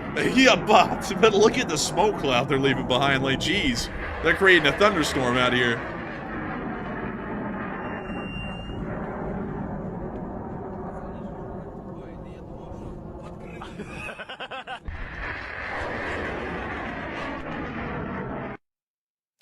And with that, that's the end of the clip right there. but really good to see those HIMARS in operation. We're now going to be moving even a little bit further behind the lines because we got to see one of those like play of the game shots that the Ukrainians love to show because it's a really cool shot. They shot down a Russian cruise missile with a man-pad.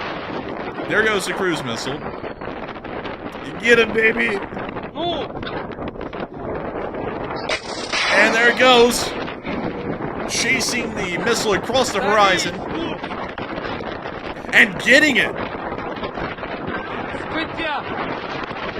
And the wind was blowing strong that day, too.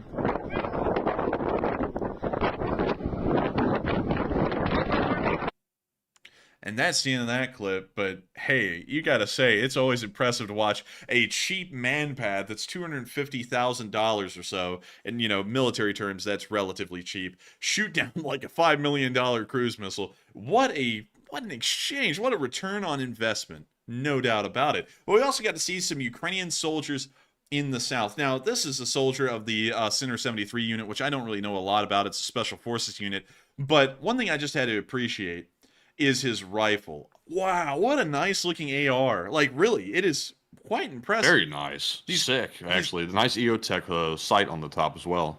Oh, yeah, nice EOTech. He's got a very nice looking M-lock rail with a Picatinny mount on top.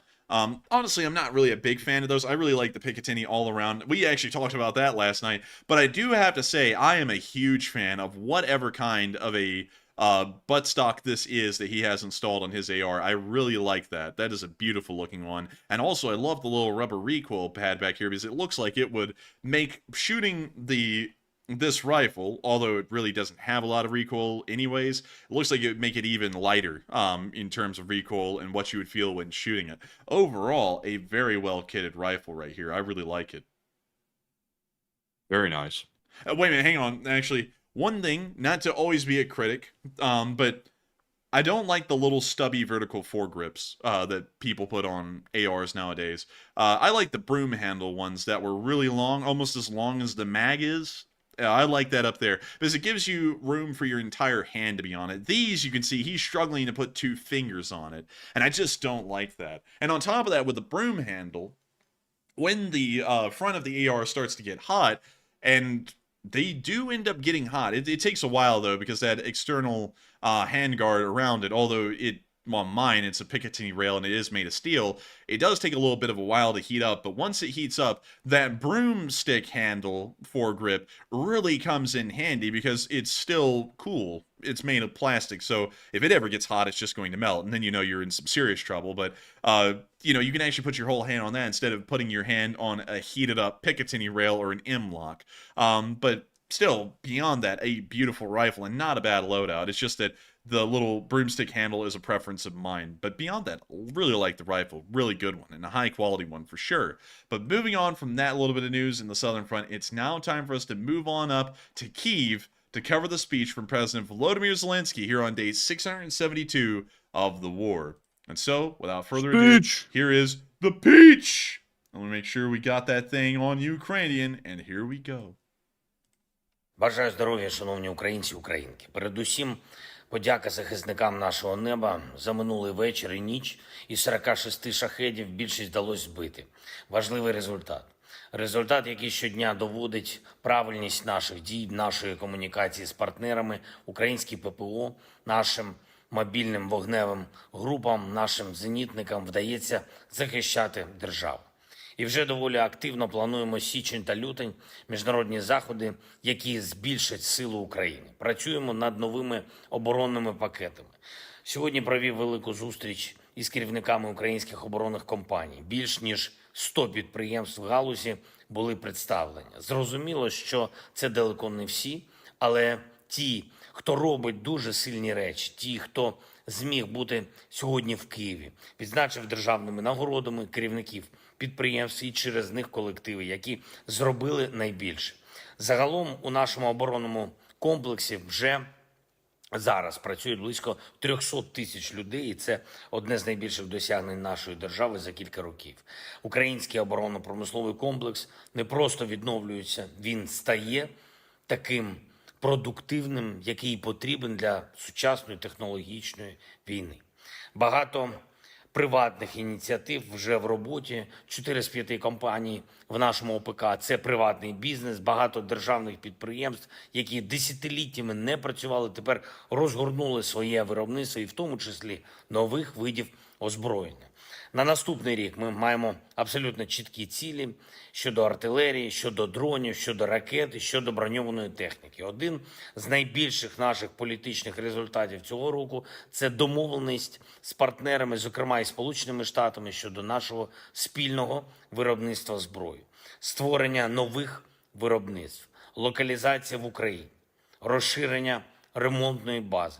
Усе це додає Україні і сили у захисті, і економічної сили. Це зростання ВВП суттєве і хороші робочі місця. Я вдячний кожному і кожній, хто розвиває цю нашу галузь, усім, хто вкладає власну працю, свої ідеї у розвиток українського ОПК. І я впевнений, що наша оборонка за умови такого постійного розвитку з часом точно може увійти в топ-10 найбільш продуктивних і сильних оборонних комплексів світу. Це справжній потенціал України. І наша держава точно може стати одним із глобальних донорів безпеки і одним з найсильніших учасників НАТО. Працюємо заради цього. Провів сьогодні ряд зустрічей з міністрами, голова Національного банку України та міністр фінансів. Питання проходження наступного року, нарада з міністром оборони, також нарада з міністром внутрішніх справ, доповідь щодо російського удару по Херсону. Вчора, на жаль, один працівник поліції загинув, лейтенант Ігор Місюня, Кіровоградське ГУНП, мої співчуття рідним та близьким. 4 людини постраждали, з них 2 хлопці поліцейські, всім надано необхідну допомогу. Всі служби працюють над відновленням енергозабезпечення Херсону. Вчора 70% міст залишилось без електрики. Критична інфраструктура заведена на генератори, поступово відновлюють нормальну роботу. Постачання газу Херсону відновлено. Міністр внутрішніх справ доповів також щодо роботи всієї системи МВС, реагування на надзвичайні ситуації, розмінування територій, забезпечення зброєю і технікою наших підрозділів Нацгвардії та Нацполіції, що воюють на передовій.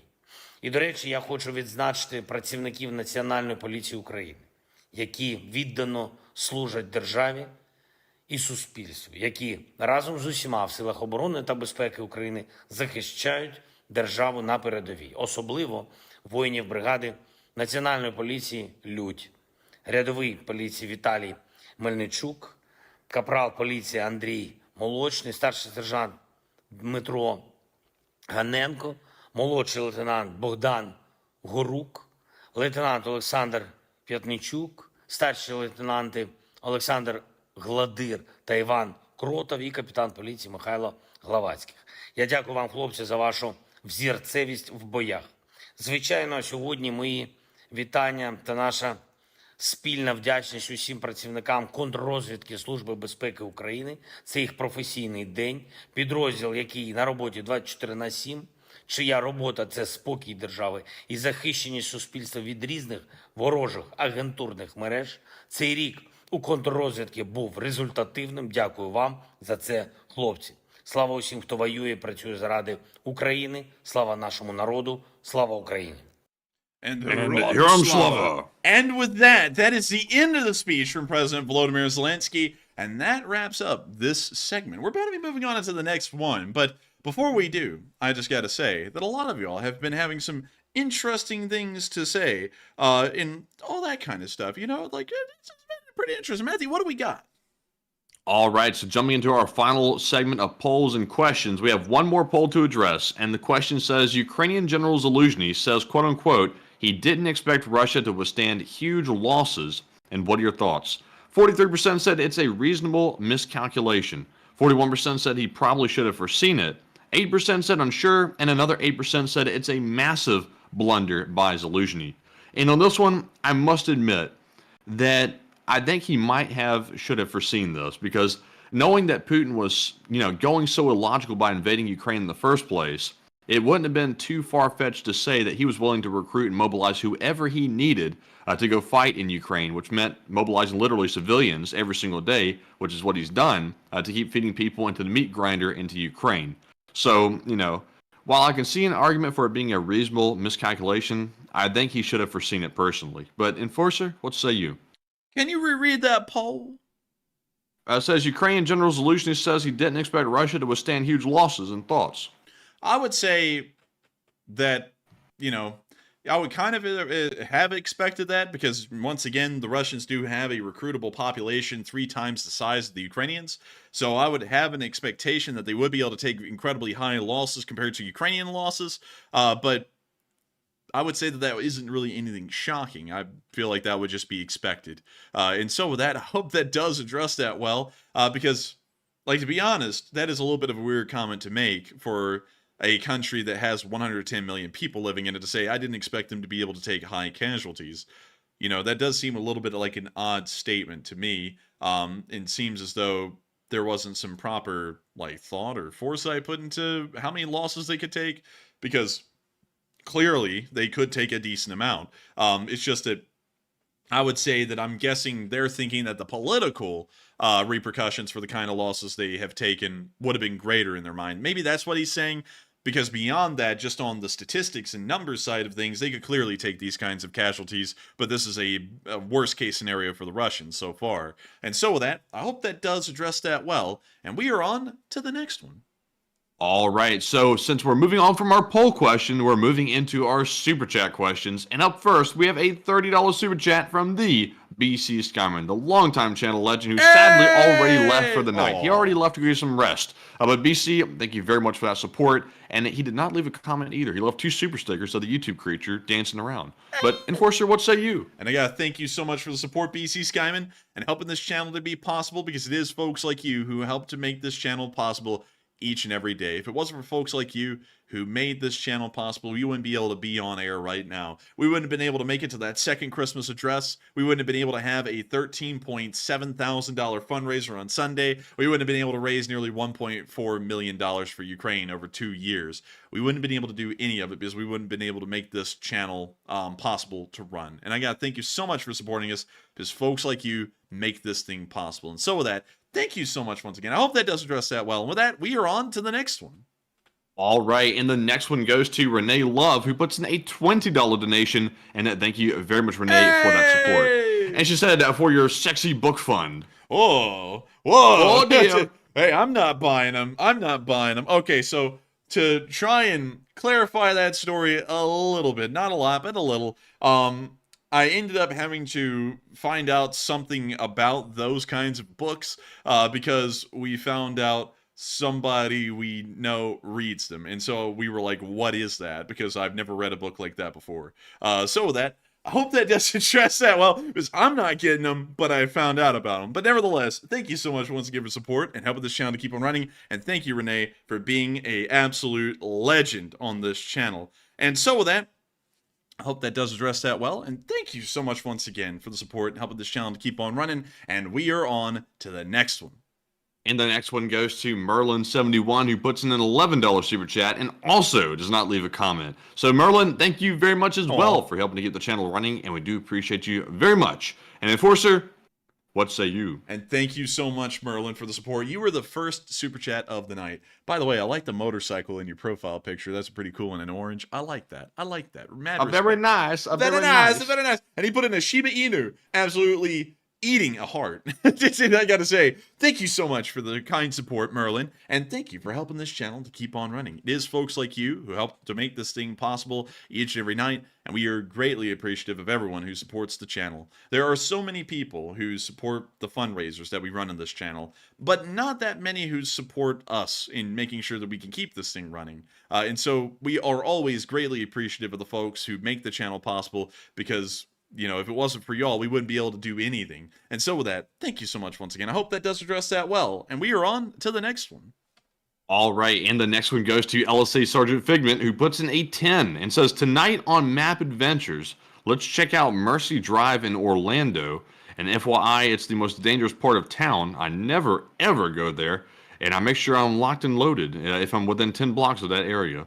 I mean, that sounds like a rough neighborhood. Jeez. Oh man, if LSA Sergeant Figment, IDF veteran and a soldier of the 35th Brigade of the Israeli Defense Forces will not go down Mercy Drive, this has got to be a rough spot. So let's see what it looks like. Let's see if it compares to Bama.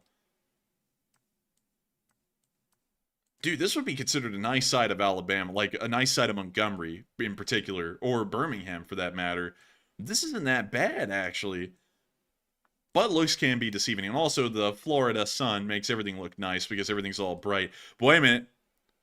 What the hell is this? I would not trust that place with my kids. I wouldn't. Like, period. I'm not even going to be, like, sugarcoating that they're not having my kids for any amount of time.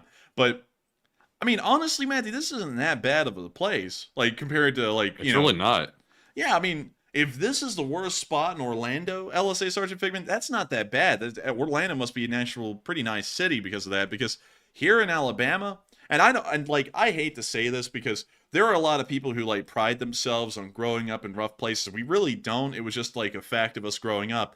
But growing up in Alabama, there are places that are truly the roughest that we've ever seen. I mean, like Detroit is like on the level of what some cities in Alabama look like. Like specifically Montgomery as a whole and downtown Birmingham, like those can get fairly rough.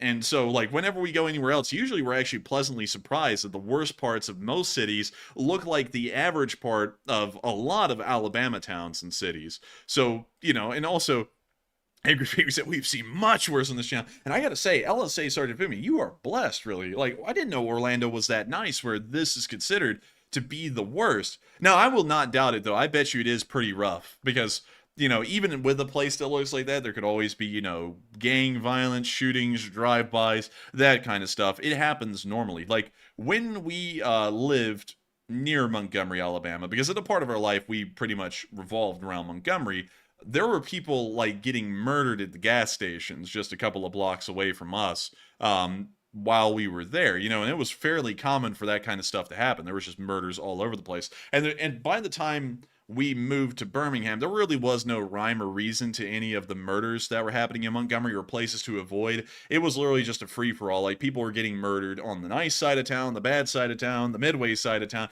Everywhere there was murders going on, and that was when we were like, man, this place, I mean, it's a battlefield at this point, and then that's when we moved.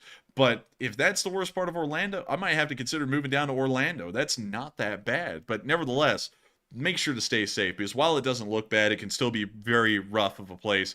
Make sure to be packing. Make sure to be carrying LSA Sergeant Figment. And thank you once again for the support and helping this channel to keep on running and allowing us to have a little bit of a review of a shady side of town. Not the shadiest we've seen in any town, but still, probably, well, I wouldn't doubt it, the shadiest part of Orlando. And so with that, thank you so much once again. I hope that does address that well. And Hoodoo, Texas, oh my lord, you are right. Cities do change dramatically at night. You know, a lot of people are like, don't get out at night. And in cities, that is certainly the case. I think in rural areas, it's also the case. But in rural areas, really all you're worrying about is it being dark and you pull up someone's driveway somewhere in the middle of nowhere and then they shoot you. I think that's like the biggest concern out in the middle of the country. But in the cities, like the cities literally do just transform overnight. And a lot of people are going to be like, oh, you know, and try and like make it a political thing. No, they've always done that forever. I mean, hell, even in medieval times, people were like, do not go out in city streets at night because you don't know who's out there.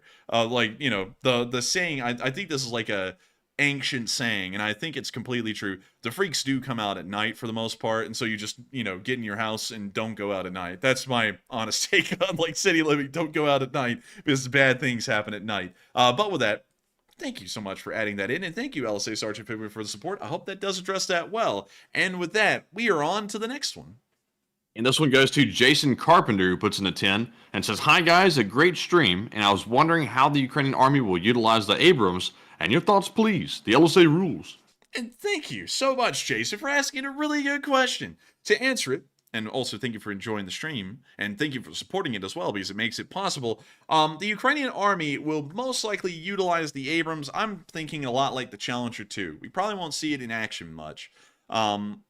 That's kind of a little weird for me to say, because everyone always has big hopes, but from what we've seen, a lot of the Western main battle tanks don't get used as much as you would think they get used. They kind of just sit in the reserve, and then when things get serious, very serious, then they're pulled out. The only thing that we've seen that's like a fighting vehicle from the West that's been used heavily is the M2 Bradleys in the 47th Brigade. Everything else seems to kind of be relegated to almost backup or reserve roles, and I think we're probably not going to get to see the Abrams used much, just based off of how the Challenger 2s and the Leopards have been used inside of Ukraine so far.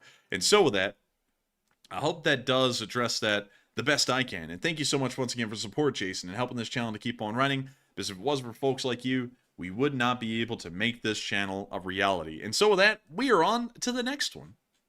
All right, and the next one goes to LSA Sergeant Figment yet again, who this time puts in another 10. And thank you very much, Sarge, for that support. Hey! He said the air defense in the south may be the new Patriot given to Ukraine by Japan recently. If you didn't hear about it, there are some posts on my X page about it. And what are your thoughts? I would say that's probably the case, because we are starting to attribute these high losses to a Patriot system, and it probably would be the one sent by Japan.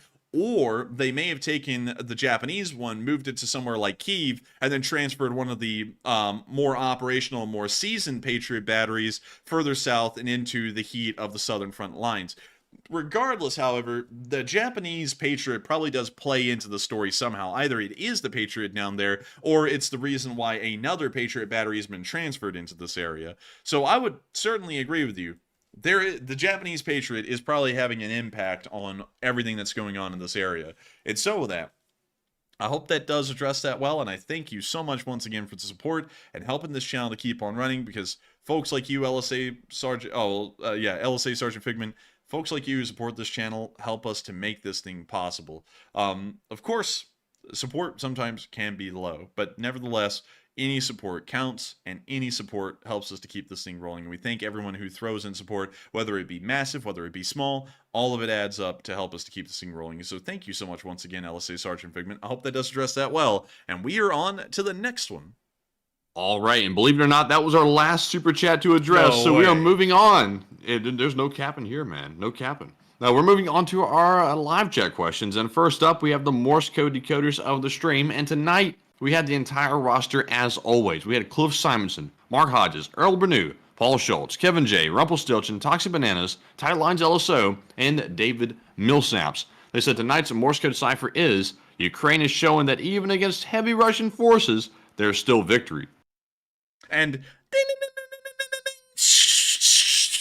that's the sound of money, and y'all got that dead on the nail. That was the message of the night. And I gotta say, huge congratulations to y'all for getting the Morse code message correct again. Y'all have been doing that for 672 days now nearly, and y'all are still getting that thing dead on the nail. That is wildly impressive, and I gotta say, what a skill y'all have, and really cool to know y'all get it right on the dot every single night. And so with that, thank you so much once again. I hope that does address that well. And with that, we are on to the first live chat. All right, and the first live chat question goes to White Wolf, who says, do you think half-tracks would do better in the winter environment? Oh, that's a good question. I think they would, because tracked vehicles usually do better than wheeled vehicles in tough road conditions, but I mean, yeah, I think it would do better. I can't really quantify that, however, because I don't actually have like any stats to work off of on wheeled vehicles versus tracked vehicles, because tire technology has moved a long way since half-tracks were really notable in World War II, and I think some tires now have more of an ability to withstand tough weather conditions than tracked vehicles do. But I think it really depends on what kind of tires you're talking about, what width of track. But I think overall, a half-track probably would do better than most wheeled vehicles in the tough, muddy conditions we're seeing in the South. And so with that, I hope that does address that question well, and we are on to the next one. And the next one is going to go to Halligan, who says, is there any update on EU aid to Ukraine while the U.S. aid is stalled? Yes, somehow Hungary blocked the $100-something billion support package Europe was going to give. So now Europe is trying to send what is approximately $18 billion in support to Ukraine instead as a workaround at the moment. That's what we're getting, at least for now, but I think we're probably going to see that may even have trouble passing as well. It seems like there are just enough roadblocks popping up everywhere that the support is not making it into Ukraine easily, but hopefully the Europeans can overcome that and overpower it, because Otherwise, we don't know when the U.S. blockage is going to end, because it seems like some dog-headedness is starting to happen here, and it seems as though support may be a little bit farther out on the horizon. And so with that, I hope that does address that well, and we are on to the next one. And the next one goes to Margaret Hemsley, who says, when the F-16s come, do you think the Ukrainians will try to push into Crimea? I think they will. I have no doubt about it. Crimea is one of the most important things that the Ukrainians can secure, and I think if the Russians lost Crimea, their willpower to fight this war would probably come to a halt very quickly. They probably would, hell, maybe even give up the rest of the territory, because there's really no point in fighting on for it. So I would say, yeah, I think they probably would try a push for Crimea, in my honest opinion. And so with that, we are on to the next one, which is a $5 super chat from LSA Sergeant Figment, where he said, "Oh no, we are out of super chats? Oh well, here is to the 35th. Cheers." Hey! And I gotta thank you so much, LSA Sergeant Figment, for the support and helping the channel to keep running. It is folks like you who help to make the thing possible, and while the support is a little low tonight, we still thank you so much, because hell or high water, we will always power through, whether the support be high, whether the support be low. We are going to get this news out. But your support is helping us to take a little bit of stress off of our minds and letting us know that we will be able to take care of things in the background and keep this thing rolling. And so with that, thank you so much once again, LSA Sergeant Figment, for the support. I hope that does address that well. And with that, we are on to the next live chat. And the next one goes to All Up In Ya, who says, when they describe planes as Block XX, what does that mean? It's kind of like a, what's the best way to explain this? It's kind of like a year model is the best way I can explain it. Now, it doesn't mean like it's 1950 or 2050 or anything, but the block models are like different variants and upgrades. So you start off with the block 1s, which really didn't exist. I think the first real F-16s that existed were like block 5s and block 10s. And then they just start bumping up the numbers from there. So you move on from your block 5s and 10s to your 15s and 20s. And then I think it takes a pretty rapid jump up until like the 50s. And a lot of F-16s are like block 50s and block 52s. And then from there, I think we've even gotten up into like the block 70s at this point. In some of the F-16 variants, but really what they are is like year models or upgraded variants. It's kind of like the Mark 11 or the Mark 12. It's just continued upgrades and improvements on the same existing platform. So I think that's the best way I can explain the block system. I think the F-15 also follows the block system as well, but let me check. Let's see here.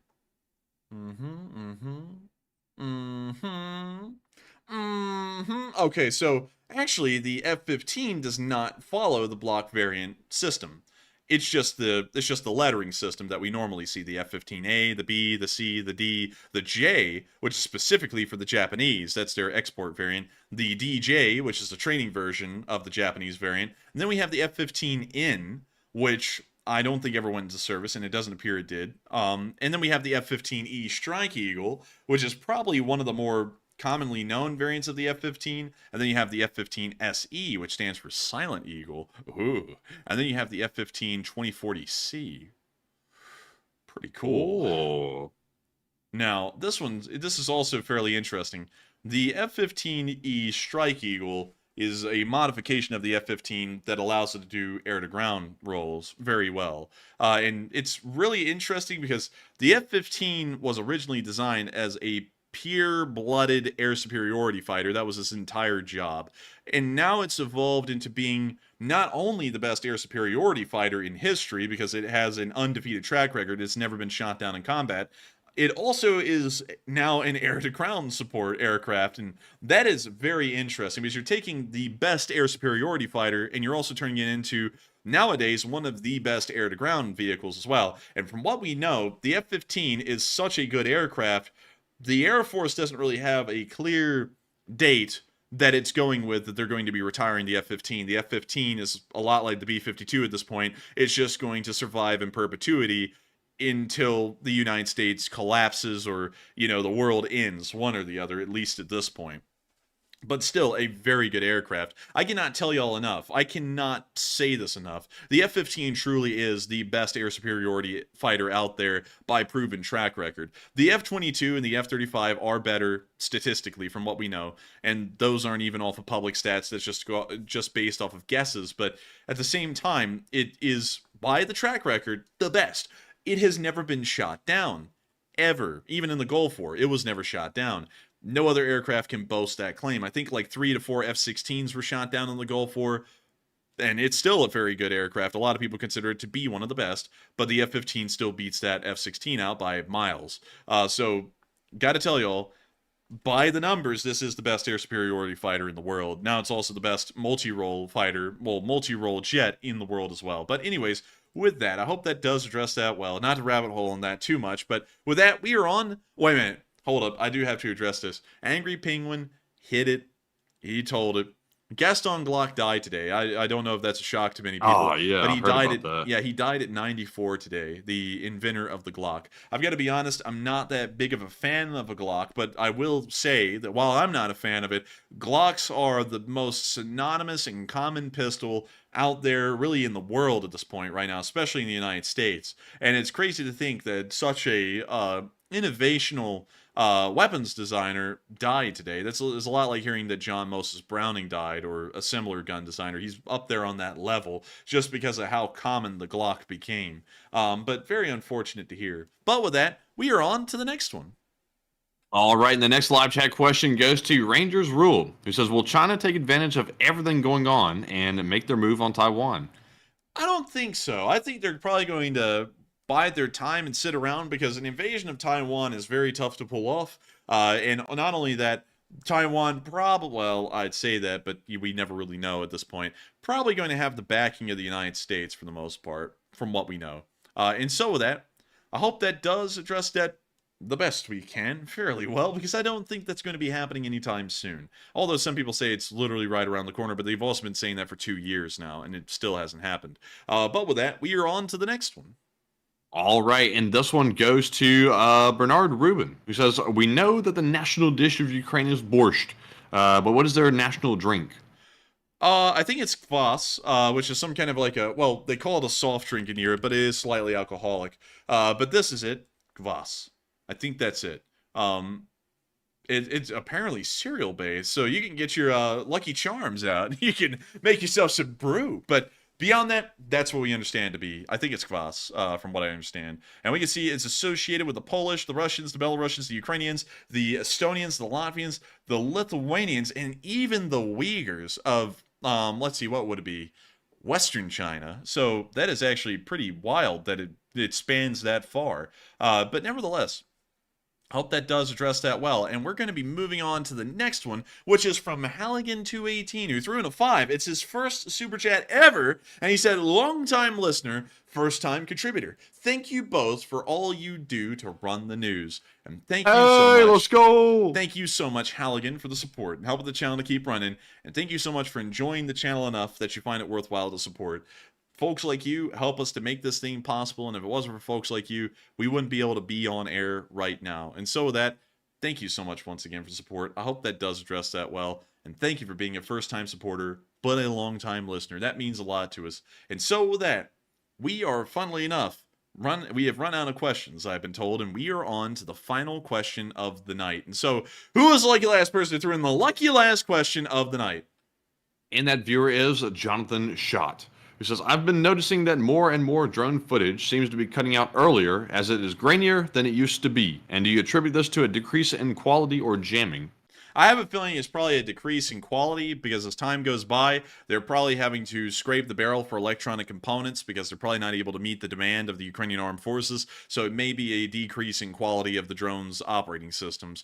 That's what I would attribute it to, because jamming is probably unlikely. We only see that these drones have a a connection issue once they're close to the tank. And most Russian tanks that we can see before the drone impacts or the footage just blurs out, they do not have any kind of a jamming system built onto them. So I have a feeling it's probably a lack of good components, and so the quality is starting to drop.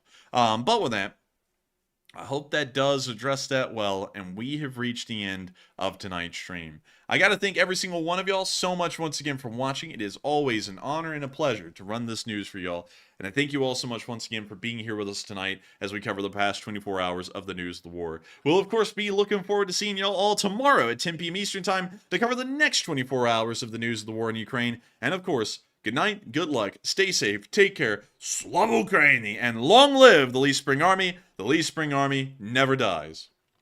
And good night, folks. We'll see you all tomorrow. And of course, Slava Ukraine, Herom Slava, and also good night. Yes. The Lee Spring Army sends its regards.